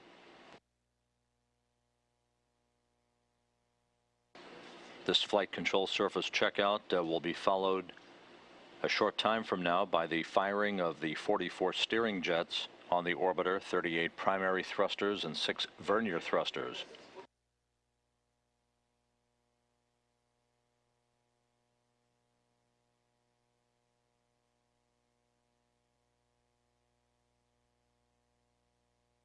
The crew now running through the steps of checking primary and secondary actuators according to the Guidance, Navigation and Control Officer.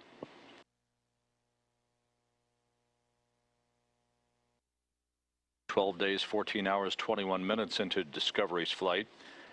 The testing of the steering jets on the orbiter continues under the guise of Commander Mark Kelly, pilot Ken Ham, and flight engineer Ron Guerin up on the flight deck of the orbiter. On the right side of your screen in this split screen view, you're looking from an altitude of 215 statute miles at cloud-covered Brazil.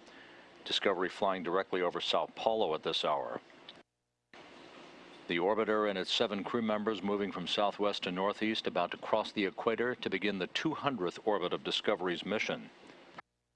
Everything has gone by the book so far this morning with the testing of the flight control surfaces, now the firing of the steering jets as they are being pulsed, 38 primary thrusters, 6 vernier thrusters, to ensure full controllability of the shuttle during its high-speed return to Earth on Saturday.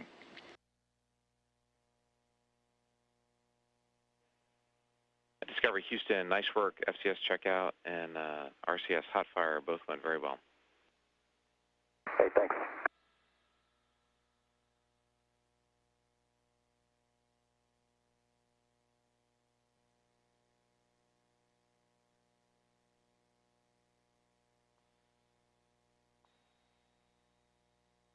Aboard Discovery, Commander Mark Kelly reporting back to spacecraft communicator Terry Virts that an object perhaps a foot to a foot and a half long was seen floating away from the orbiter in the vicinity of the aft starboard wing. This video recorded just a few minutes ago at the time of the testing of the steering jets of Discovery.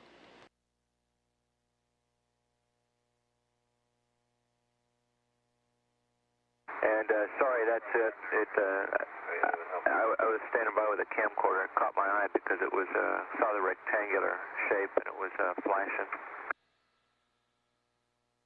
reflections as it rotated. The video ended there because we were grabbing the 400 millimeter and firing up a camera. Copy.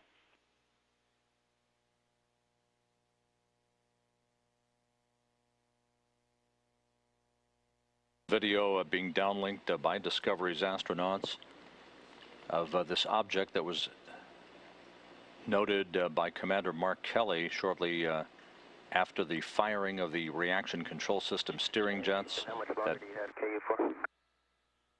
Kelly telling spacecraft communicator Terry Virts here in the flight control room that they detected an object perhaps a foot to a foot and a half long near the aft starboard wing. It is not uncommon for objects to become dislodged, such as ice from engine bells at the time of the testing of the steering jets.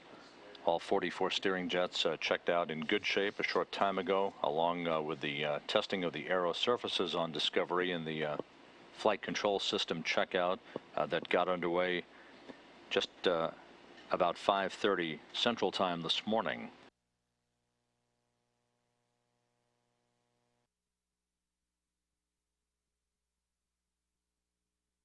The imagery experts here in Mission Control and other systems and structures and mechanisms experts have concluded that we have no issue for the safe return of Discovery to the Kennedy Space Center tomorrow morning. Now, that small protrusion that was noted was an artifact of the way that the vertical tail fin was lit and the position it was in. At the time it was noted, it appeared to be what Mark Kelly, the commander of Discovery, called an unusual feature.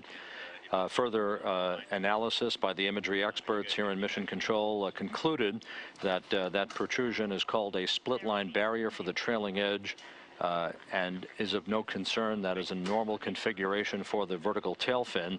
The rudder divided into 2 sections, an upper section and a lower section that becomes the speed brake that opens up as Discovery touches down to help reduce its acceleration as it rolls out to a landing on the shuttle landing facility at the Kennedy Space Center.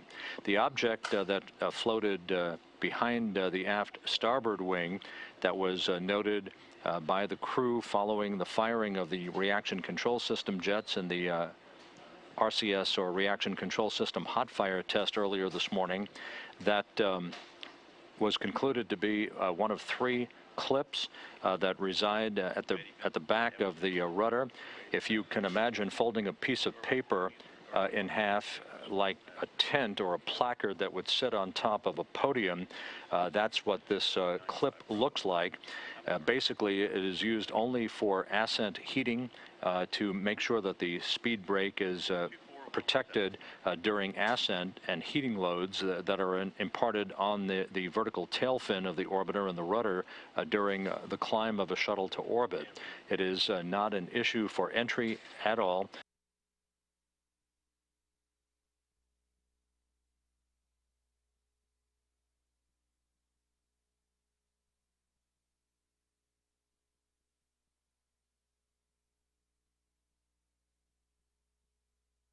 Has detached from the aircraft and floated away. They've also noticed a bump on the shuttle rudder. Discovery is due to return to Earth from the International Space Station on Saturday. NASA says it has cleared the shuttle for re-entry after examining both issues. A routine inspection found a couple of anomalies on Friday, but NASA says it is nothing to worry about now. Those are your headlines. Hello, I'm Rosemary Church at the CNN Center. Space Shuttle Discovery and its crew of 7 are now heading back to Earth after completing their mission at the International Space Station. We take you now to Miles O'Brien at our sister station, CNN USA, for complete coverage of that landing. But they land very fast, much faster than an airliner. Airliner lands about 150 miles an hour, the shuttle about 200. The other thing that's interesting about a shuttle, and I've been on the training aircraft, love to go on the shuttle, but it's been on the training aircraft, it's like a dive bomber. It comes in about 7 times steeper than your typical airliner. You're going straight down, you take a look at mangrove swamp, you might see an alligator or two, and you just hope when they pull back that the shuttle controls do what you ask it to do. This crew of 7 conducted a very successful mission to the International Space Station, 23rd mission to the station, and a big moment, of course, attaching the Kibo laboratory built by Japan. Of course, also the other one delivering that piece of plumbing part to fix the toilet. Let me tell you what else is on here. Take a look at this over here. That is the altitude, 29,000 feet right now. There we see the speed, about 270 knots. And right in the middle, I want you to look at that, guys. You know what that is? There's a little circle and a square. All you have to do, and this means that every 15-year-old who's a gamer can be good at this, is put the circle inside the square, and you will end up where you need to be. The computer is predicting how the angle and the bank should be accomplished in order to get to the runway and have just the right amount of energy as it reaches the threshold with no power. That's really important. So at this point, the commander does not have control? He is now under control the last 2 minutes of flight. Okay. This is the first time that Mark Kelly, as commander, actually has that opportunity to land the shuttle. He's done this thousands of times in simulators with computers and a rigged-up Gulfstream that flies a lot like a shuttle, which I've been in.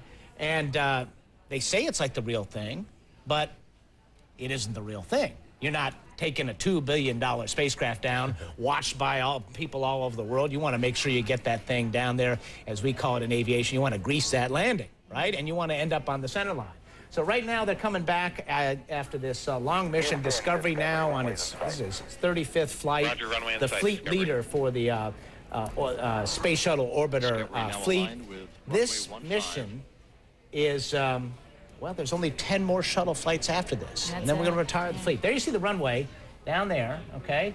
It looks like they're coming in so steep. Well, they are, because they're going in that dive bombing. Now, you notice they picked up a little airspeed, about 300 knots here.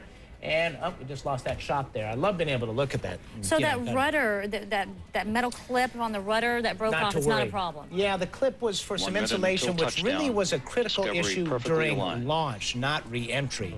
You can imagine it gets very hot back there by the main engines during launch, and that's why they have that insulation there. Not a re-entry thing. Okay, let's follow him down. Once again, watch that. See how he's doing. Gets rid of some of that data there, because now he's just focused on the real basic information.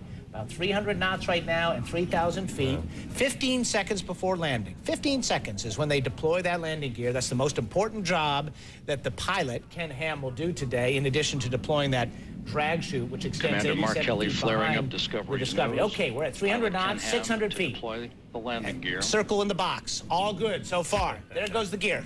Set your watches. 15 right seconds. there. 15 seconds. They spring load those gear. Let's listen as Discovery comes back after a journey of 5.7 million miles. Landing gear down and locked.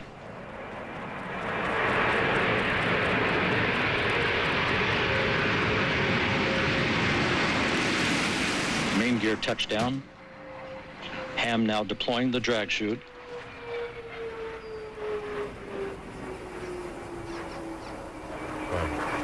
Nose gear touchdown. All right. Discovery rolling out on runway 15 at the Kennedy Space Center. You know, Mark Kelly, the commander of this mission, who just did his first shuttle landing, has hundreds of night carrier landings under his belt as an F-14 and F-15-18 Navy guy.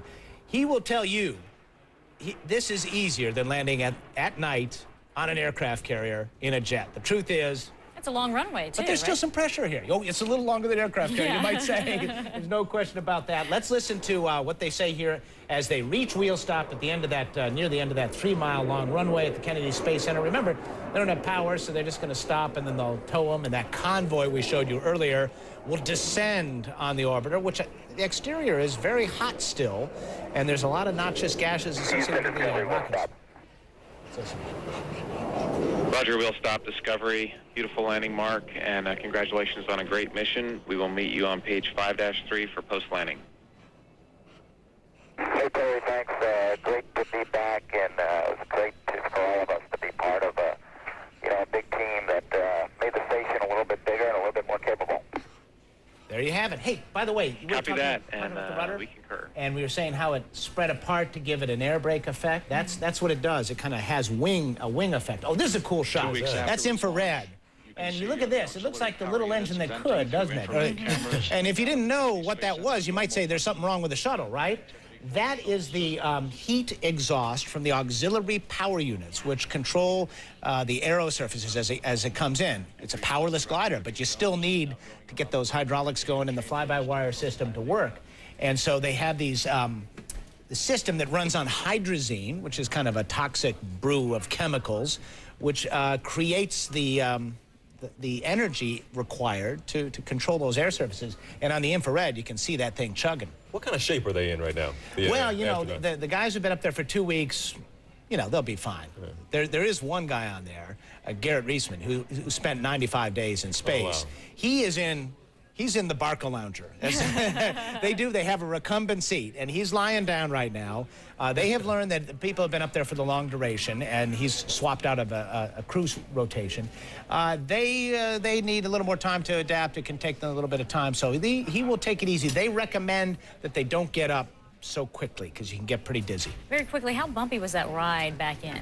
Oh, I'm sure Mark Kelly would never tell you it was bumpy. Oh, Smooth as silk. Smooth as silk. The commander and all, right? Yeah, 10 more, you said. 10 more for the shuttle. When's the next one? It seems like they're next one in October. Big one, Hubble repair mission. The last mission to repair the Hubble Space Telescope.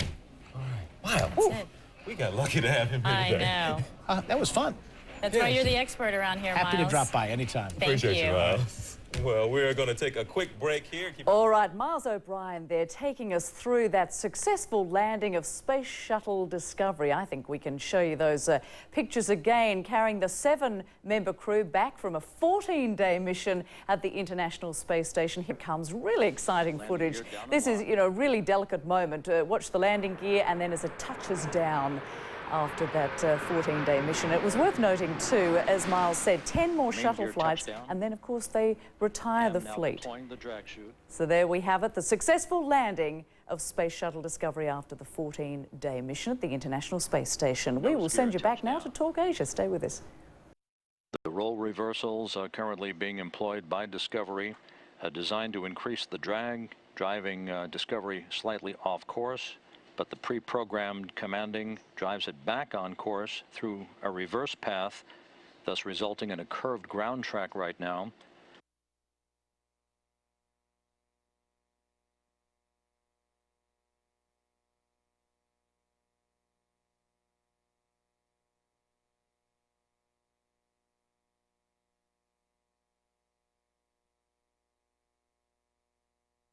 Discovery descending at more than 80 feet per second, all systems looking good.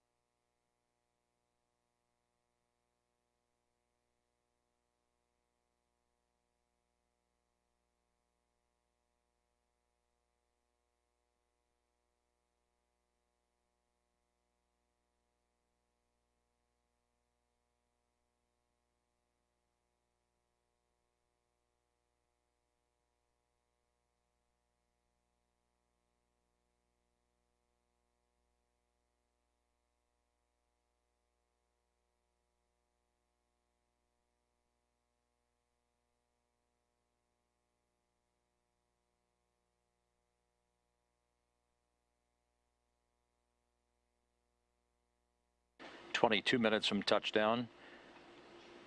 The convoy in place at the Kennedy Space Center. All of Discovery's systems in good shape. Now just 45 miles above the Earth. Approaching Central America, moving from southwest to northeast.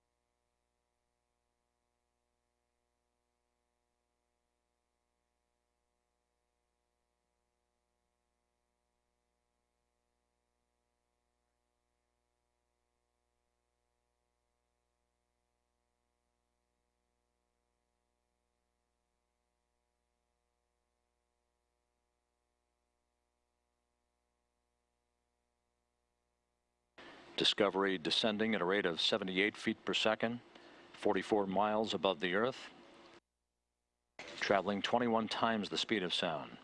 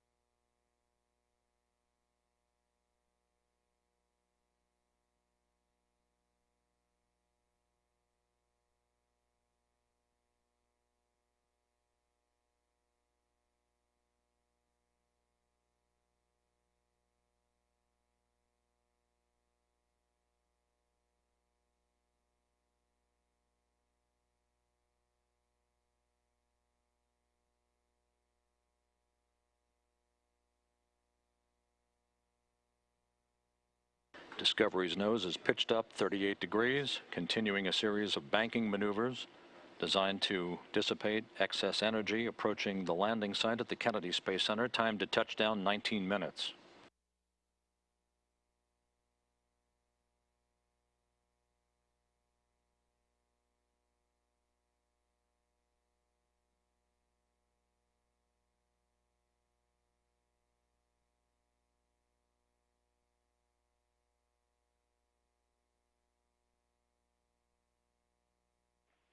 Discovery Houston with a weather update.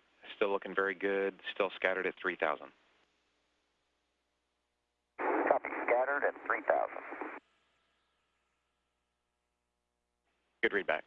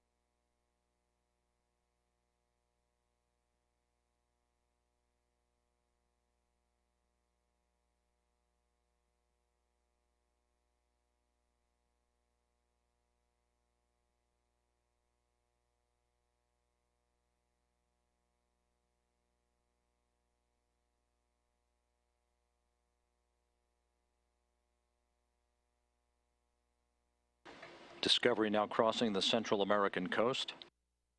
Its rate of descent increasing, 137 feet per second. Time to touchdown, 17 minutes, all systems in great shape.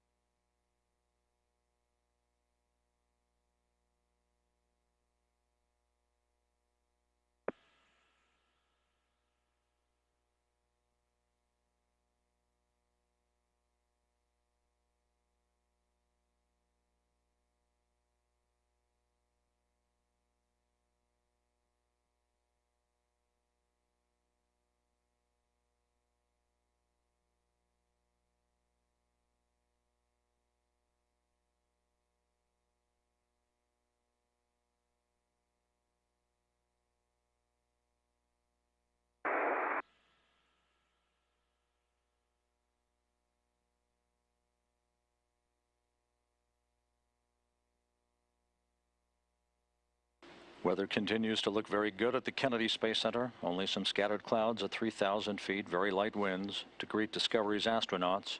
15.5 minutes until touchdown.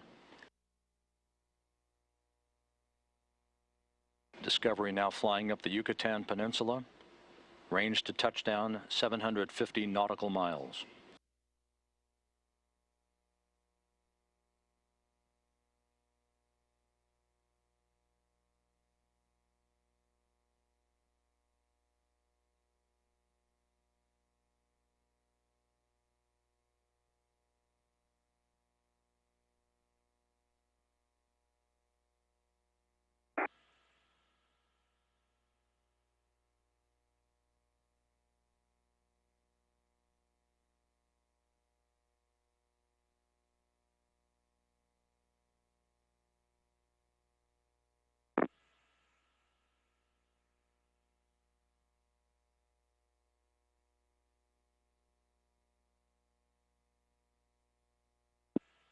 We're about 3 minutes away from picking up C-band radar tracking through the Merritt Island Tracking Station near the Kennedy Space Center. Discovery now 35 miles above the Earth.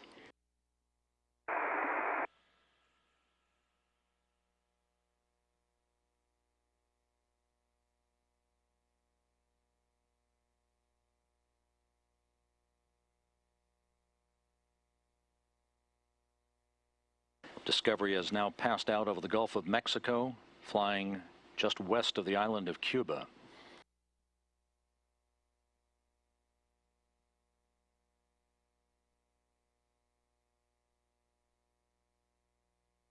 Thirteen and a half minutes until touchdown. Discovery traveling 13 times the speed of sound.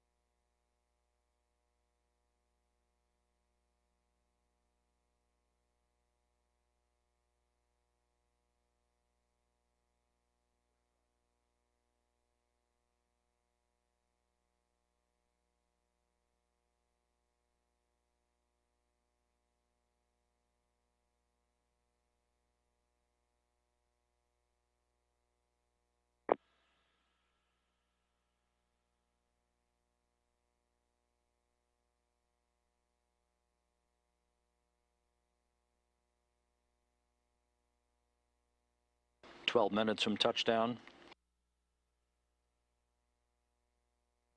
Discovery 400 miles from the landing site. Discovery Houston, Energy, Ground Track, and Nav are go. Your touchdown is 2,600 feet at 195. Discovery copies all. Thank you.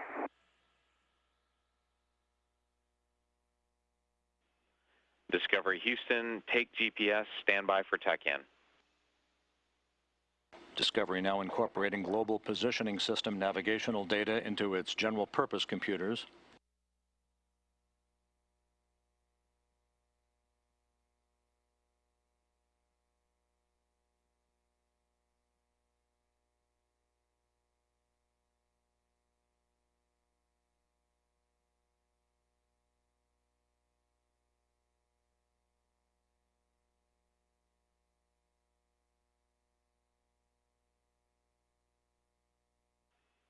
Discovery Houston, take TACAN. Copy, taking TACAN.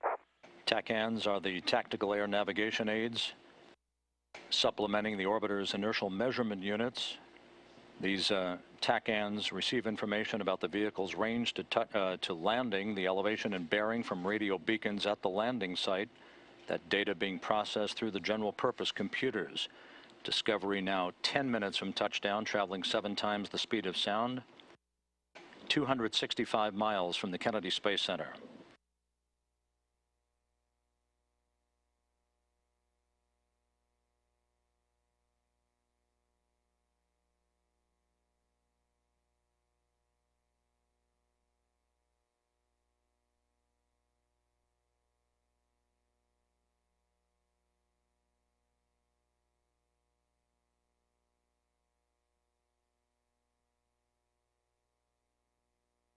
The Guidance Navigation and Control Officer reports the drag chute is ready for deployment. Once Discovery touches down, it will unfurl to a distance of 87 feet behind the orbiter during rollout.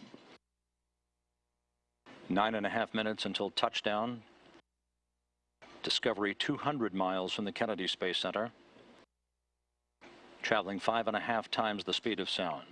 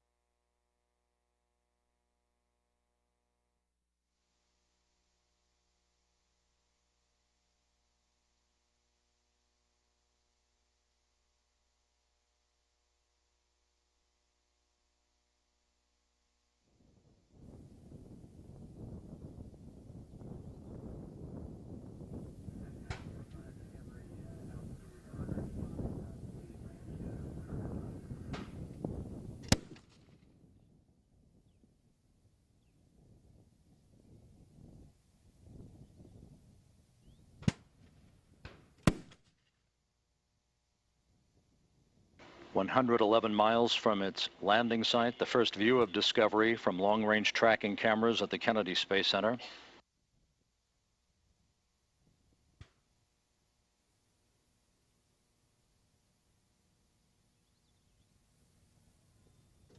The air data probes on the left and right sides of Discovery's nose have been deployed using atmospheric pressure data to update onboard information about its altitude.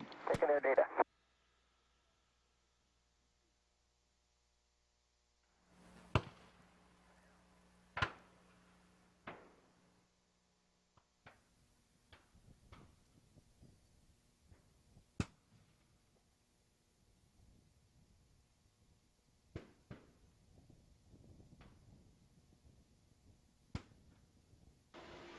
6 minutes, 45 seconds until touchdown. Discovery currently flying to the west of Lake Okeechobee. 75 miles until touchdown at the Kennedy Space Center.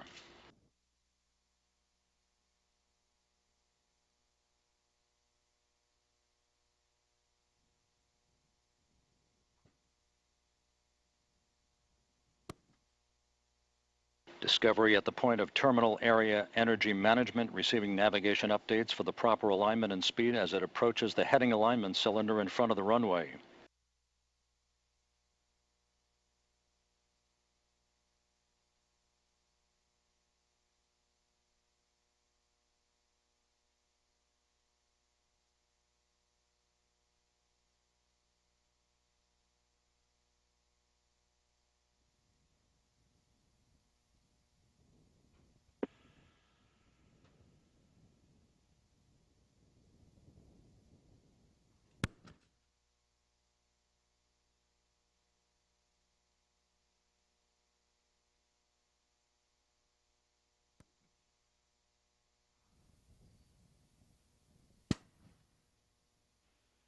Discovery less than 70 miles from the landing site. Approaching the hack.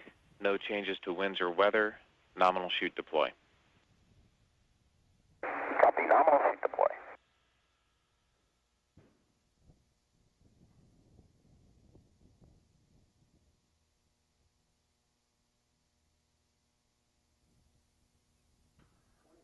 Five minutes until touchdown.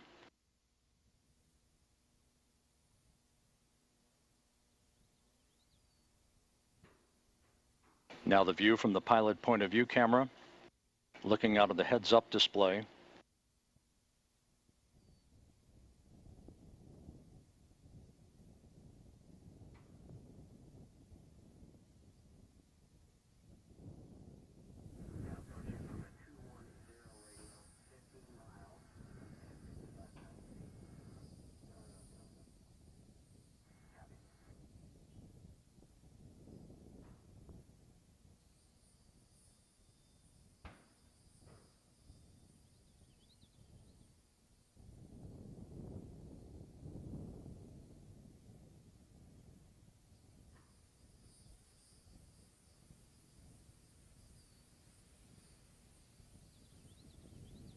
Commander Mark Kelly now flying Discovery.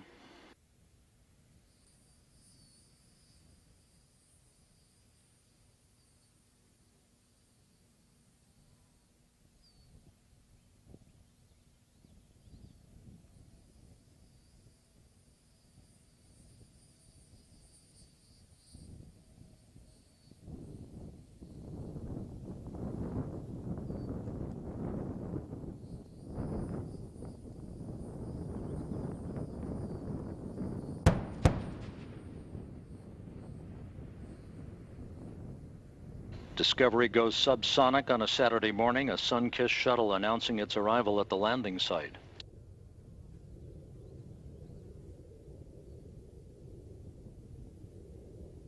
Three minutes from touchdown.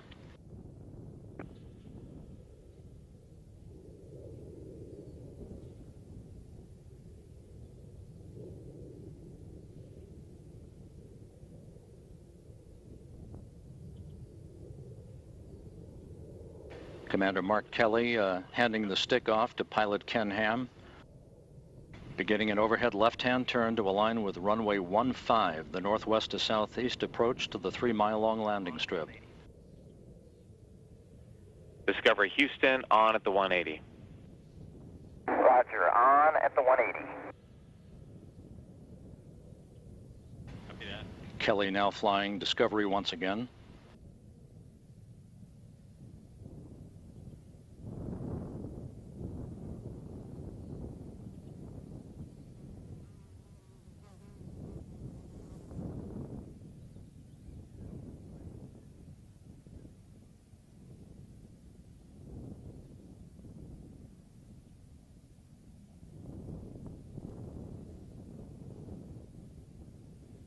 Discovery Houston, on at the 90. Roger, on at the 90.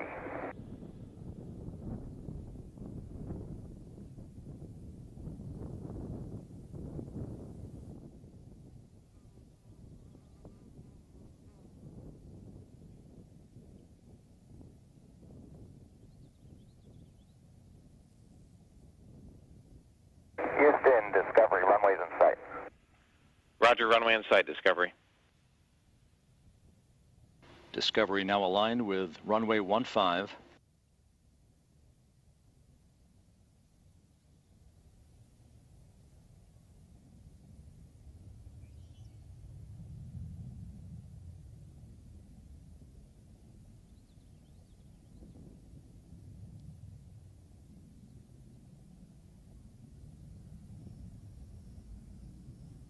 One minute until touchdown.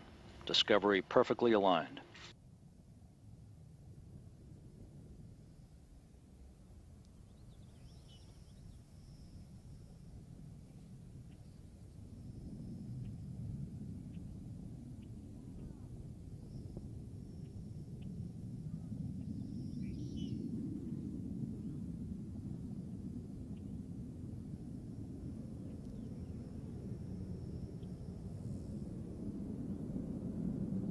Commander Mark Kelly flaring up Discovery's nose.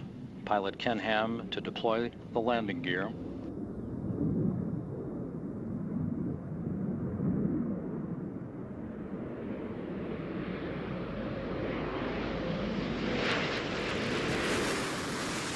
Landing gear down and locked.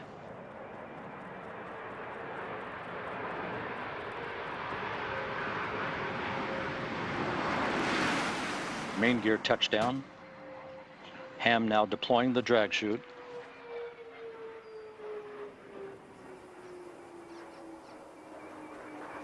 Nose gear touchdown. Discovery rolling out on runway 15 at the Kennedy Space Center, wrapping up a 5.7 million mile mission to further expand a global city in space. Garrett Reisman home after 95 days away from the planet.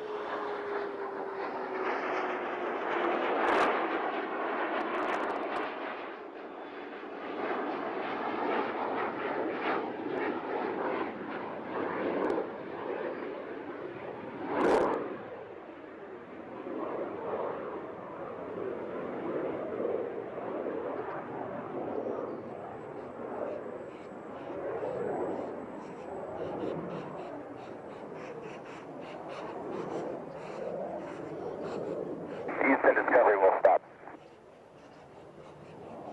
Roger, we'll stop Discovery. Beautiful landing, Mark, and congratulations on a great mission. We will meet you on page 5-3 for post-landing. Hey, Terry, thanks. Great to be back, and it was great for all of us to be part of a big team that made the station a little bit bigger and a little bit more capable. Copy that, and we concur.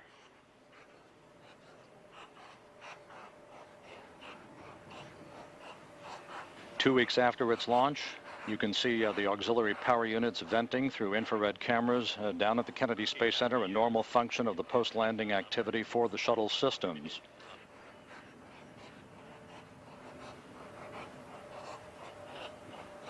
Entry Flight Director Richard Jones now going around the room for any changes to the post-landing procedures to safe the vehicle.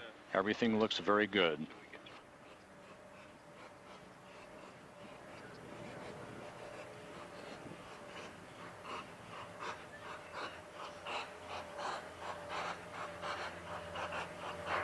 Convoy Commander, Discovery.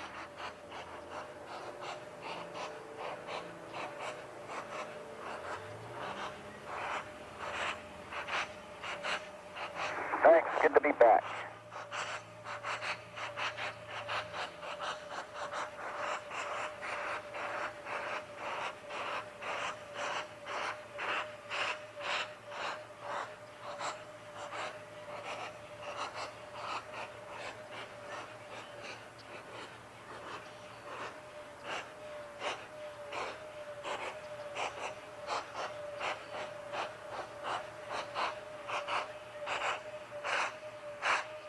Two weeks after its launch, Discovery sits passively on runway 15 at the Kennedy Space Center.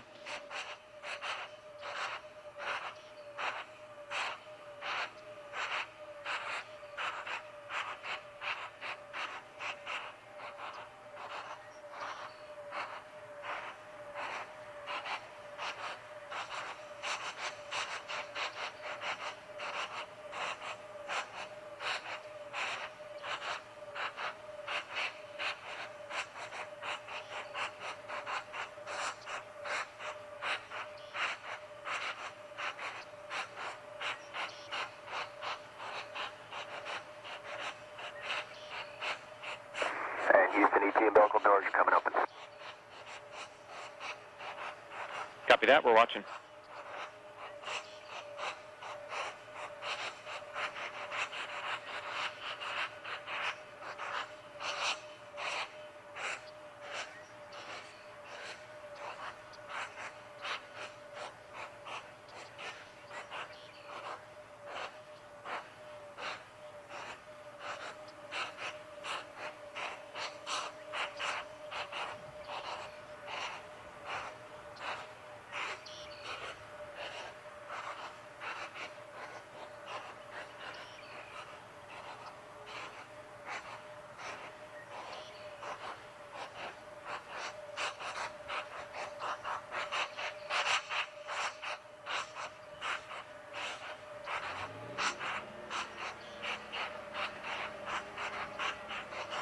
This is Mission Control Houston. Here are the unofficial touchdown times for Discovery. Main gear touchdown unofficially logged at a mission elapsed time of 13 days, 18 hours, 13 minutes, 7 seconds, or 10, 15, and 19 seconds a.m. Central Time.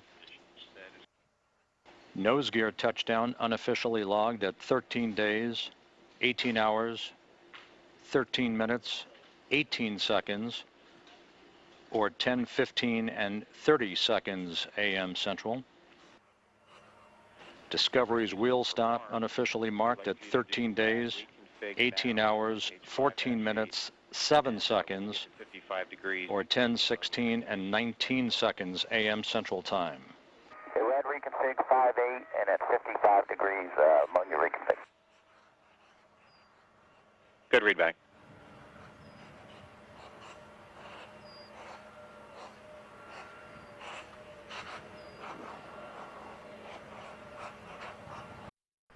Die US-Raumfähre Discovery mit 7 Astronauten an Bord ist nach 2 Wochen im All am Nachmittag wohlbehalten wieder in Cape Canaveral gelandet. Sie hatte das japanische Forschungslabor Kibo an die internationale Raumstation ISS angedockt. In ihm können Experimente in Materialkunde und Biomedizin durchgeführt werden. Außerdem hatte die Discovery Ersatzteile für die defekte Toilette der ISS ins All gebracht.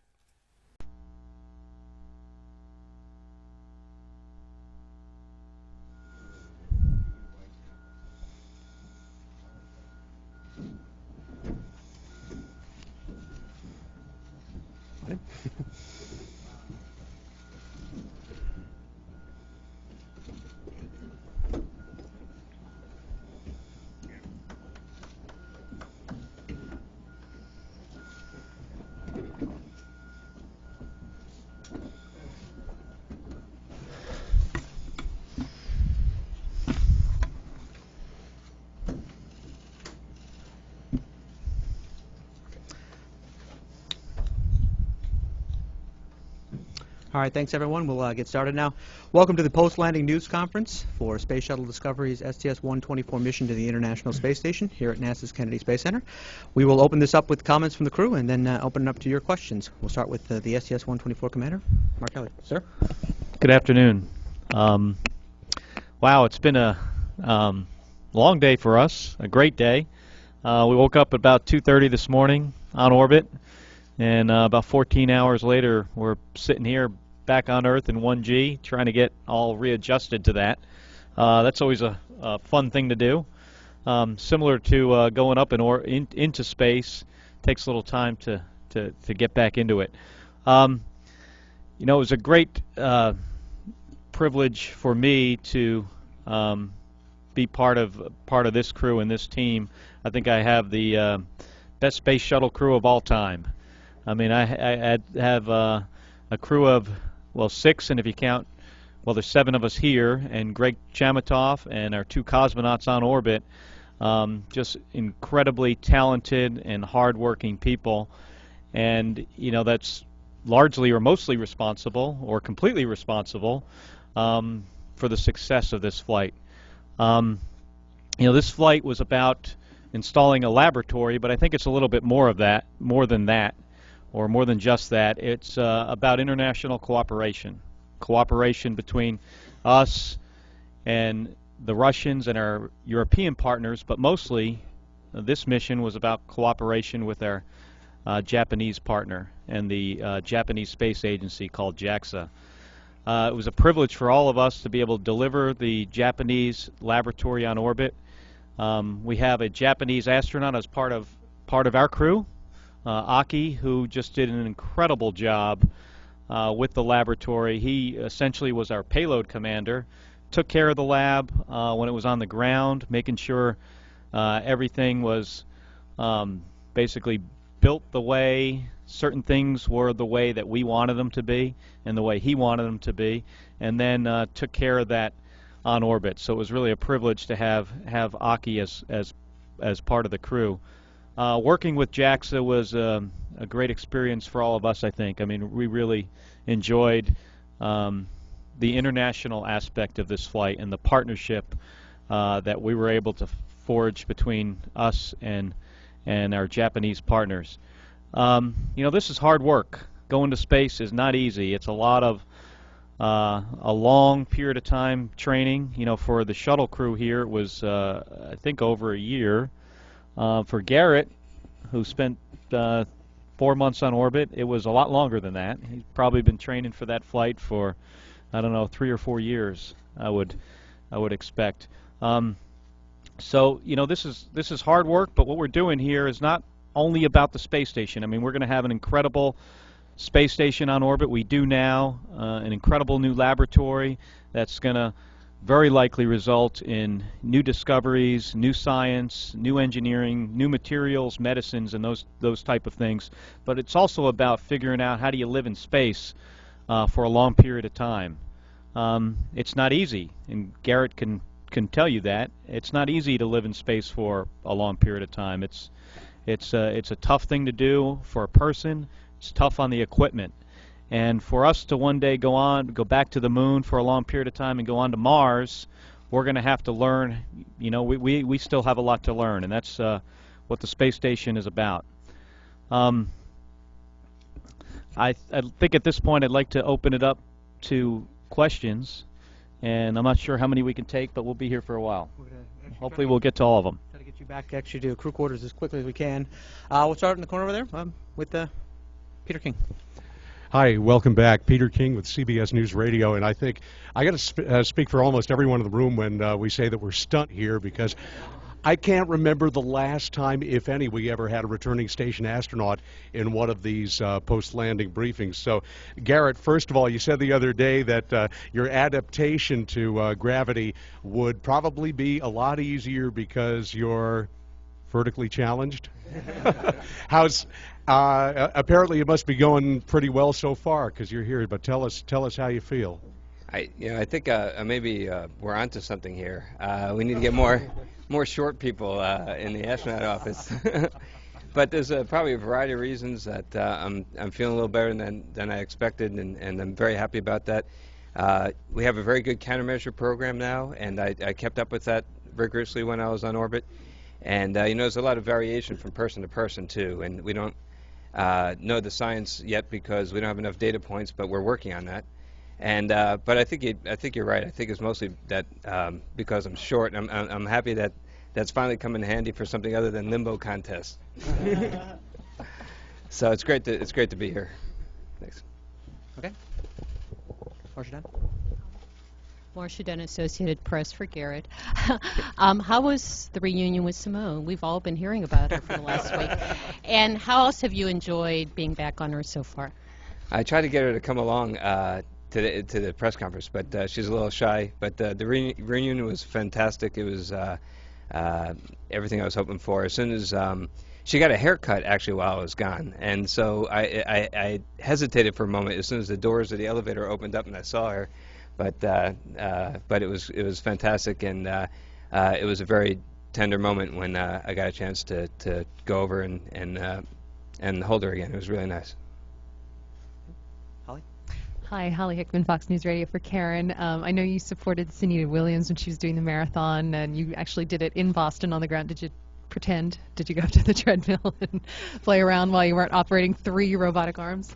I never did make it over to the treadmill. I rode the bicycle on station and on the space shuttle, but I never made it to the treadmill. There's a little more overhead for using that equipment than the others, so I never did that. Okay.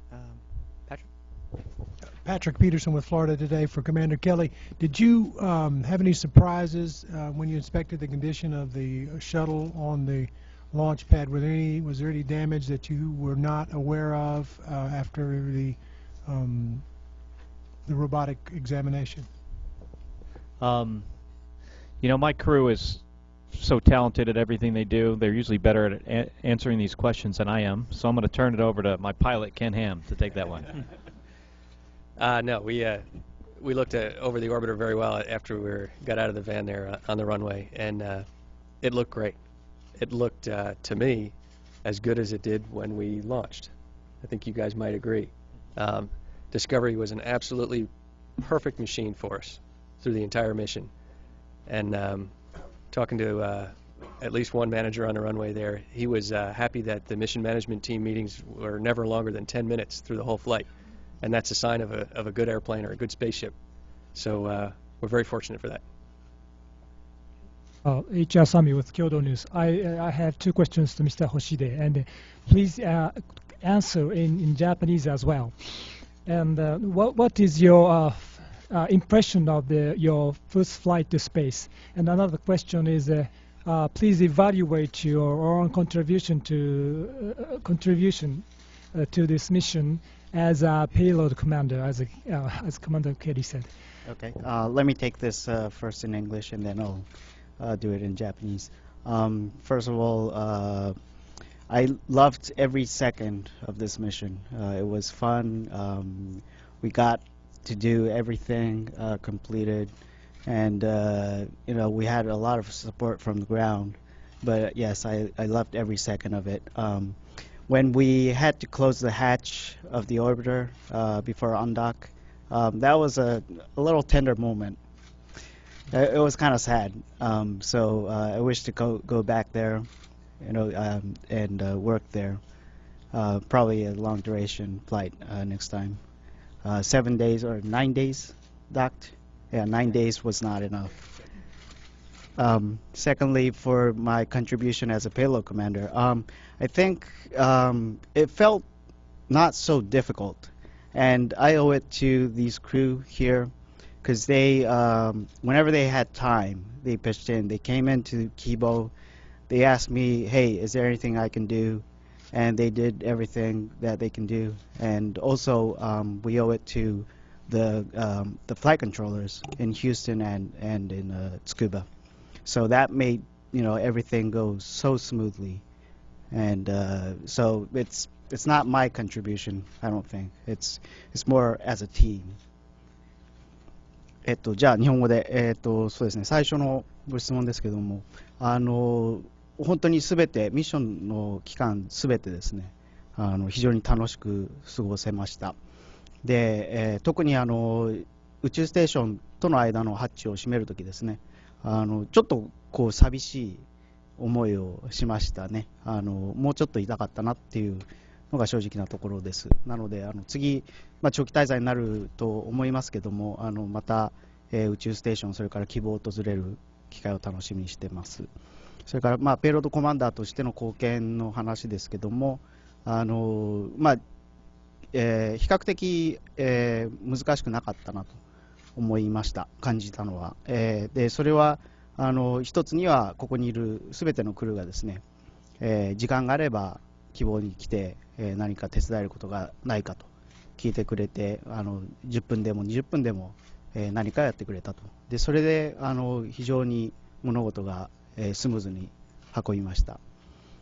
あとは地上の、筑波、それからヒューストンにいる、管制官ですね、彼らの力に、よるものが非常に大きいと思います。This is Shimizu from Fuji TV. This is for Hoshide-san again.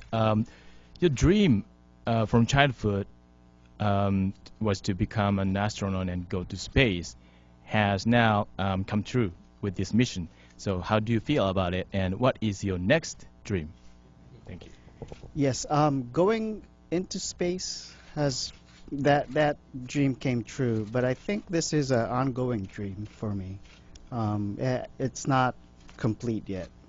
I still want to go up, maybe long duration first, and then probably Moon, Mars. right?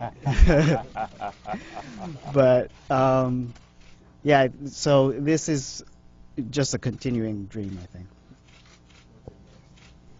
Probably, first of all, I'd like to support the next Kibo mission from the ground, but after that, probably long duration flight.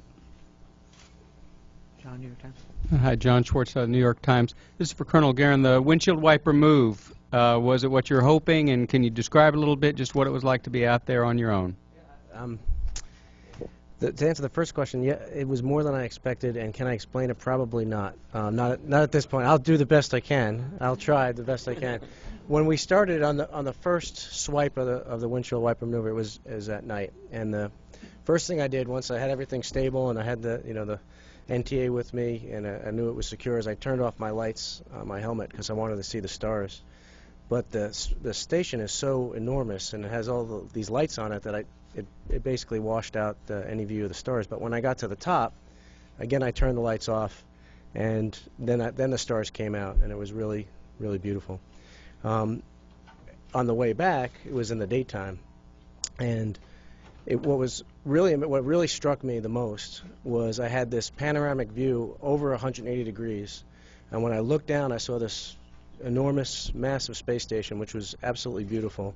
And when I looked out on the horizon, I could see enough of the curvature of the Earth that I got the impression that, I wasn't just looking down at the Earth, I was looking at a planet, hanging in space, and it was just a very moving and very incredible moment. And so I think those are the memories that I'm gonna walk away with, and hopefully, if you ask me this question again in a few months, I'll be able to answer it a little better once I have the chance to process the experience a little better.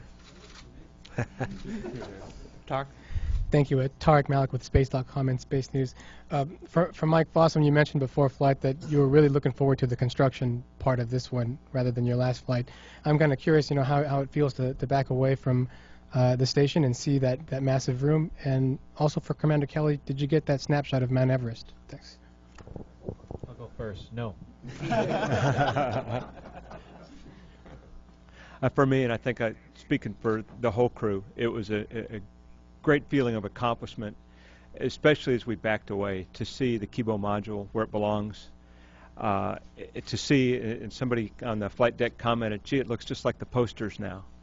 And so, we've seen the image, the drawings, of what the space station would look like when it's at assembly complete, and now with the addition of the Kibo module, it's so very close to that final one, and a very critical piece up there, and it's just a great feeling of accomplishment for all of us to know that that we had a small part for this last 2 weeks. It was our it was our time to play our part in the big play, and we knocked it out of the park and had a great mission. Okay, just a couple of minutes left, I'm afraid, so we'll start in the front row here. Martin Juarez from programaespacial.com, Argentina webpage. From Mr. Reisman. Would you like to spend 3 more months on the space station like other engineers? Not right now.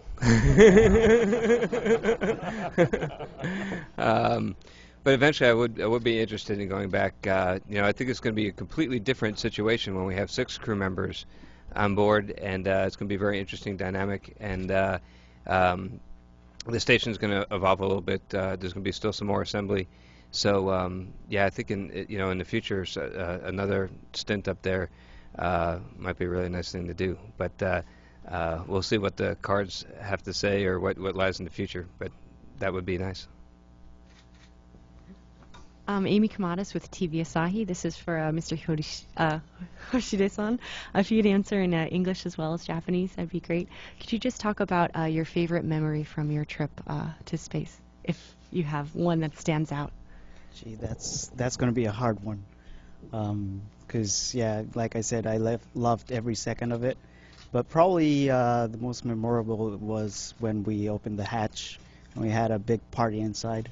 Well, it's good to see everyone, enjoying that space, and unfortunately, we won't have that again because all the racks are installed, and also the view from the window, the Kibo window, until 2JA, we will have that space until the exposed facility is installed.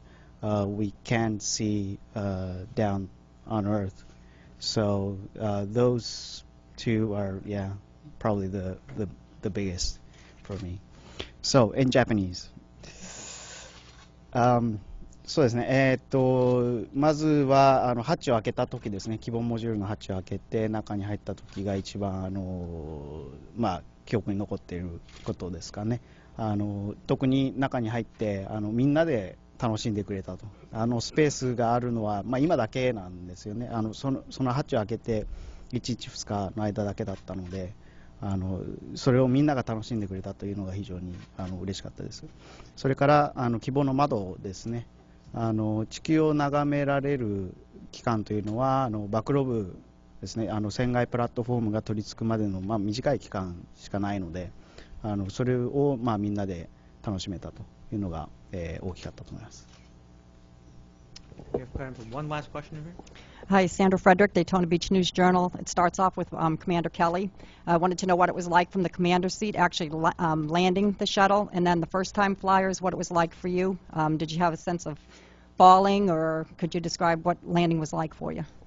I've practiced maybe 1,500 approaches in the shuttle training airplane, which is a G3 aircraft that we have several of, and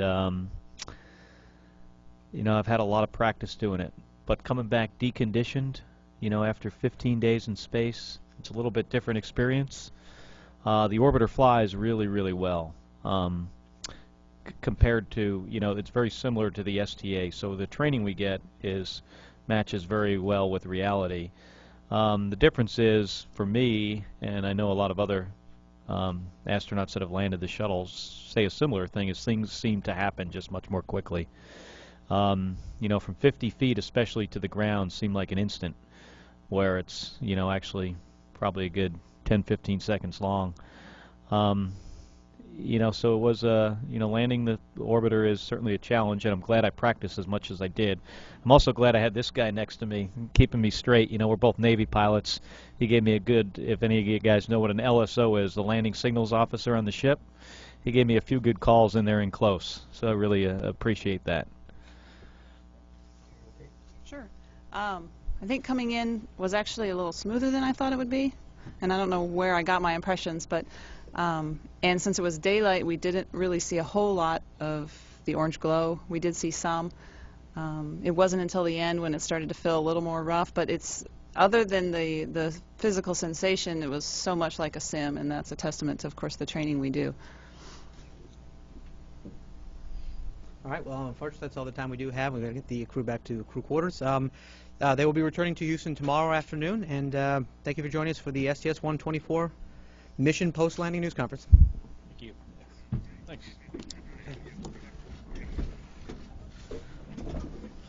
Allow me to block.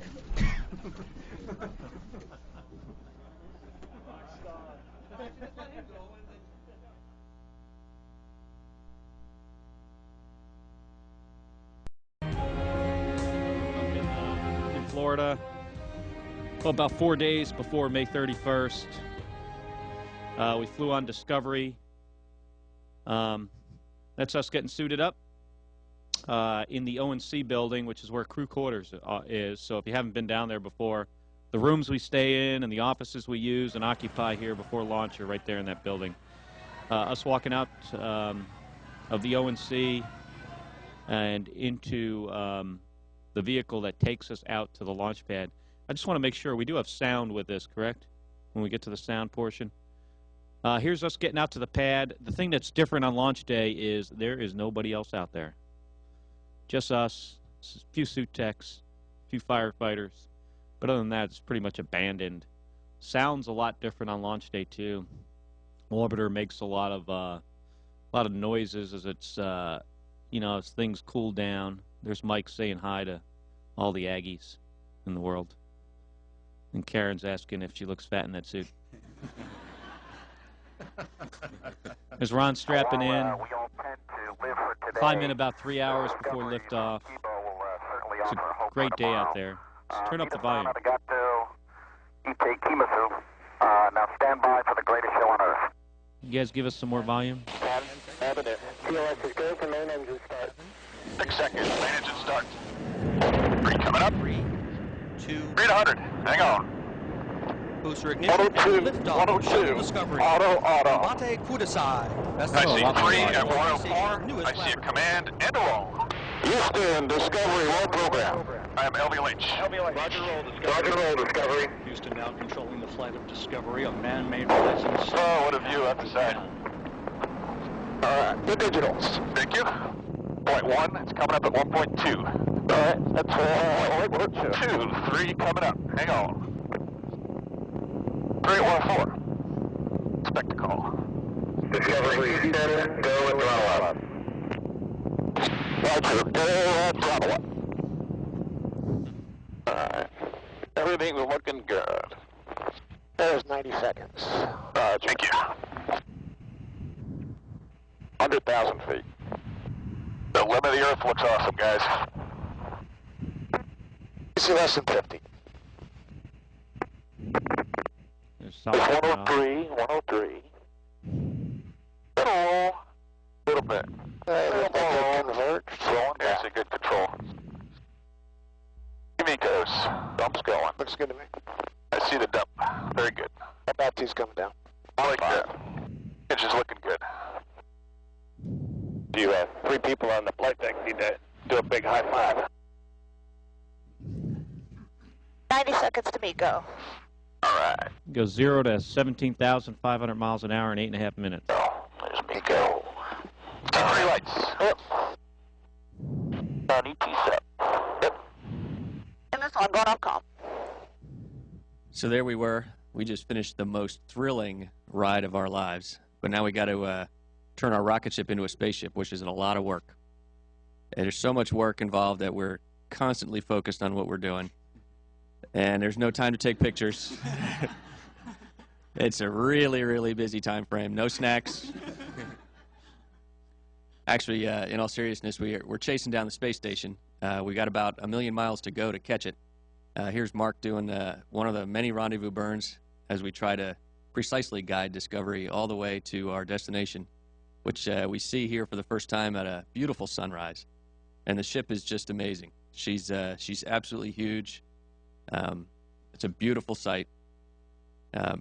We're showing up here about 600 feet right below space station. And here's Aki running the laser rangefinder, telling us exactly how far away we are. Initiating RPM. And Mark says something to me. 3, 2, 1, mark. He says something that every passenger of an airliner hates to hear. He says, "Watch this." And he reaches over, grabs his stick, and he goes, "I'm going to do a loop."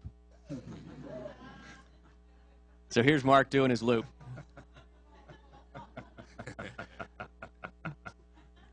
All right. In seriousness, if he were to do that, he would get fired. But anyway, he finishes his loop, and we go about the rest of our rendezvous. Here we're about 20 feet away, maybe 2 minutes or so. But we've come almost 1 million miles, and we are down to a tolerance of about 3 inches for the docking. And here's Mark guiding the docking ring right into the heart of the target. Might need You can tell this is a pretty exciting time for us. 0.09. 2 inches. Capture light. And Houston and station capture confirmed. And that's a big milestone behind us. There was much rejoicing. Thanks. It's a lot of training, man. Thank you. That was a great flight. Discovery arriving.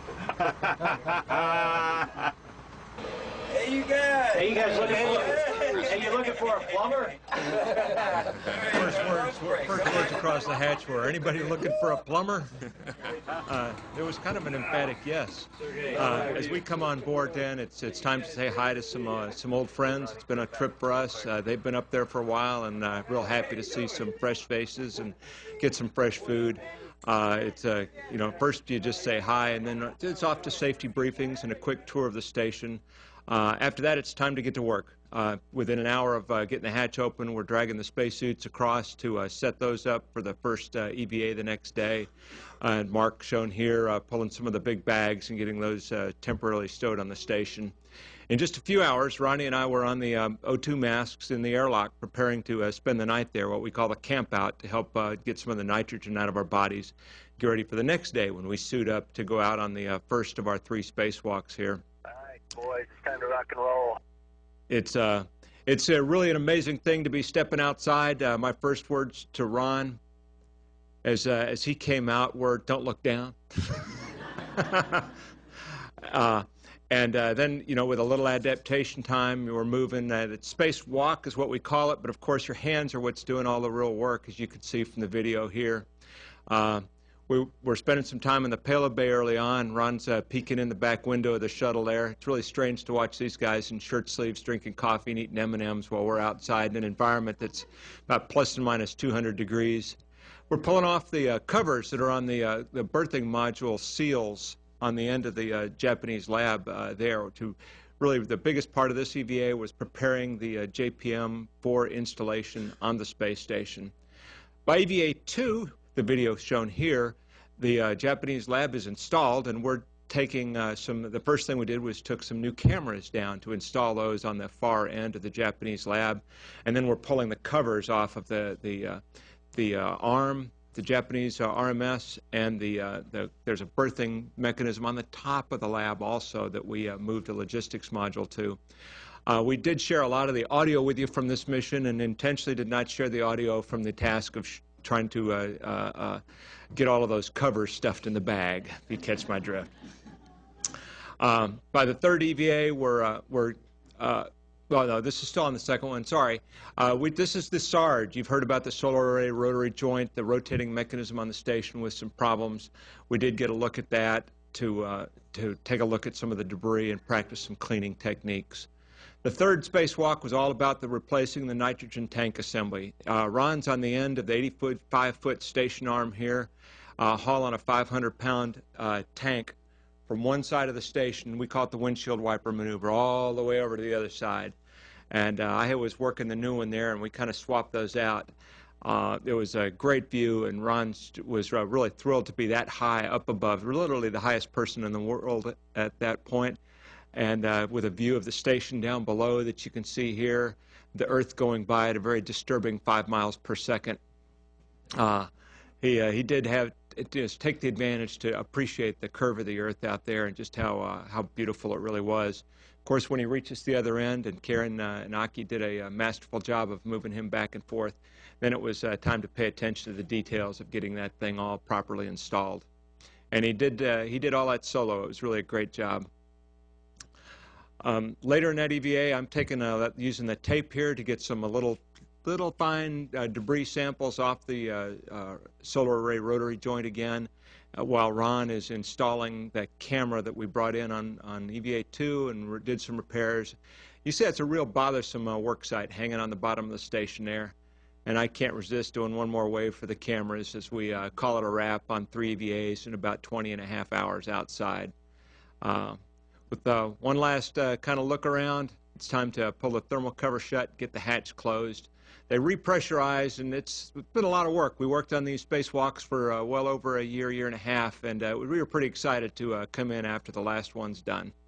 We had a lot of great robotics on this mission. One of the first things we had to do was retrieve our inspection boom. STS-124 left it on the truss of the space station for us because we didn't have room in our payload bay for it with the huge Japanese module. And then, of course, that was our major task, was installing the Japanese module onto Node 2. Here you see Aki pulling it out of the payload bay where it had been during launch. The Japanese lab is huge, as Mark just said. It's over 32,000 pounds, so it was a very, very slow maneuver using the space station arm to get it over to its final resting place on Node 2. Here it is coming in from its final berthing. It was an awesome day for the country of Japan. Another task we did with the robotic arm was moving the logistics module. This is another item that STS-123 brought up.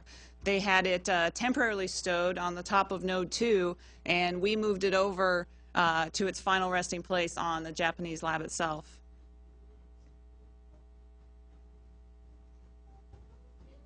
We also got to work with the new Japanese robotic arm that was launched. It's attached to the Japanese lab, and Aki and I worked together and did some checkouts of it and got it ready for other crews to use in the future. The day after we installed the Japanese module, we were ready to go inside. Here's us putting on some Japanese curtain, and it said, "Eat more chicken." Actually, it said Kibo, which means hope, and that was the name of the module. Karen and I went inside first to check out the air, and then all of us came in. Here's Garrett showing off his skill that he learned during his expedition. And after a couple of minutes of having fun, we were back to work. We had to move 8 racks, and each rack weighs about 500 pounds. It took like 2 or 3 of us to move it. And here's a sign that the technicians down at the Cape put on the right inside the hatch for us. And the module was big, but after it got outfitted with all the racks, it became a laboratory. And the logistics module is empty now. One neat thing about the Japanese pressurized module was that we had 2 windows looking outside, and whenever we had a chance, we looked outside looking at the Earth, and it was amazing to see it moving so fast underneath us. We had the opportunity to do a number of press conferences when we were on orbit. Here you see all 10 of us that were on board at the time in the Japanese lab talking to some folks on the ground. It's a great opportunity to share our experience with folks as it's happening. Also, here's some footage of us just moving around. The space station is absolutely incredible. The volume it's huge, and it's a lot of fun moving around up there. It really kind of brings out the kid in all of us again. Our mission was packed and very tight schedule, but every once in a while we got together, eating dinner together. We had a guest, that green guy in the middle. But now we had to say goodbye to the station and Taz as we leave Greg Shamitoff on the space station, and have this guy right next to me with us. And we're closing the hatch, and we're going to be undocking the next day. 8. Physical set. Undocking. Moment of separation to leave and go home. Physical separation. And Garrett, our space station crew member down there, is all ready with some fantastic music for us. He started rolling this down. It was a true surreal moment. I'm sure some of you remember 2001: Space Odyssey. Well, we were living it. And this is a moment in our mission where most of the difficult tasks were behind us. The EVAs were complete, all the robotics, the assembly, everything getting the gem going, and everything had gone very well. So it was a point where we could truly relax and admire what we had accomplished. And the view as we fly a circle around the space station was just breathtaking.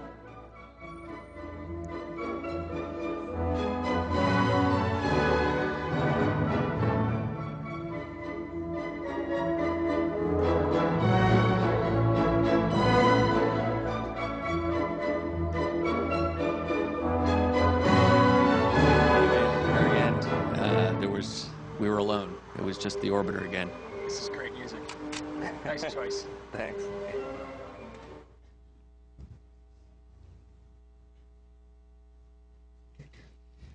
So we got some scenes here of us in our last couple days in space, and you had to do all the same things up there that you have to do down here. For some of us, have to shampoo their hair. Never really was much of an issue for me for 95 days, but we make food. There's Ken. Yeah, I think that's scrambled eggs.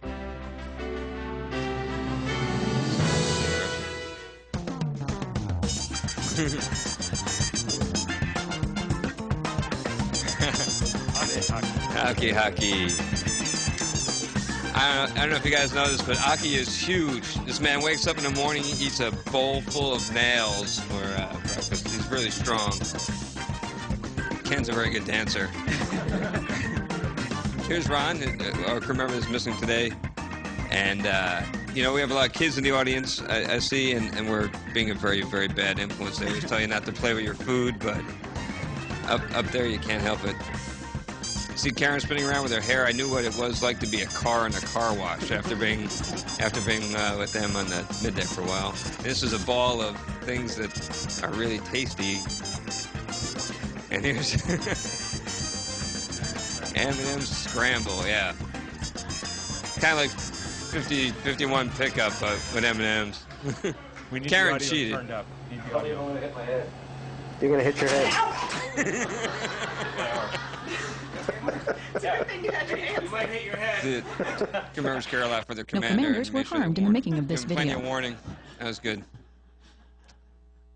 So now we're just getting ready to come home. There's a lot of work to be done to reconfigure the whole orbiter to turn it into a re-entry vehicle. And everybody's getting in their seats, and these guys got a lot of work to do up on the flight deck. And we're not so busy down on the mid-deck. Just catching up on our sleep. I read a book or two. Had some coffee. We had some coffee. You see some of the jets firing there, and now you see gravity slowly increases, and you can kind of play with it. Things start to drift down slowly, and then gradually faster and faster. Roger, on at the 180. We're gliding from over the Indian Ocean all the way back, halfway around the planet, back to KSC. Get below Mach 1, you hear a couple sonic booms. We don't hear those inside. And we're about 10 times steeper than an airliner at 300 knots. Can't lower the landing gear at 300 feet. We touch down at about 200 knots. We got 15,000 feet of paved runway there at KSC, one of the longest runways in the world.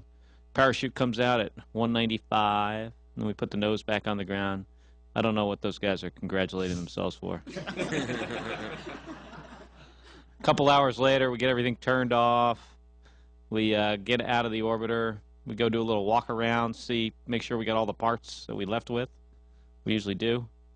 And that was STS-124. We went about a little over 5 million miles over about 14 days, did about 208 orbits of the planet, and left a very capable module. That's all working really, really well at this point. Left it on ISS. So thank you very much.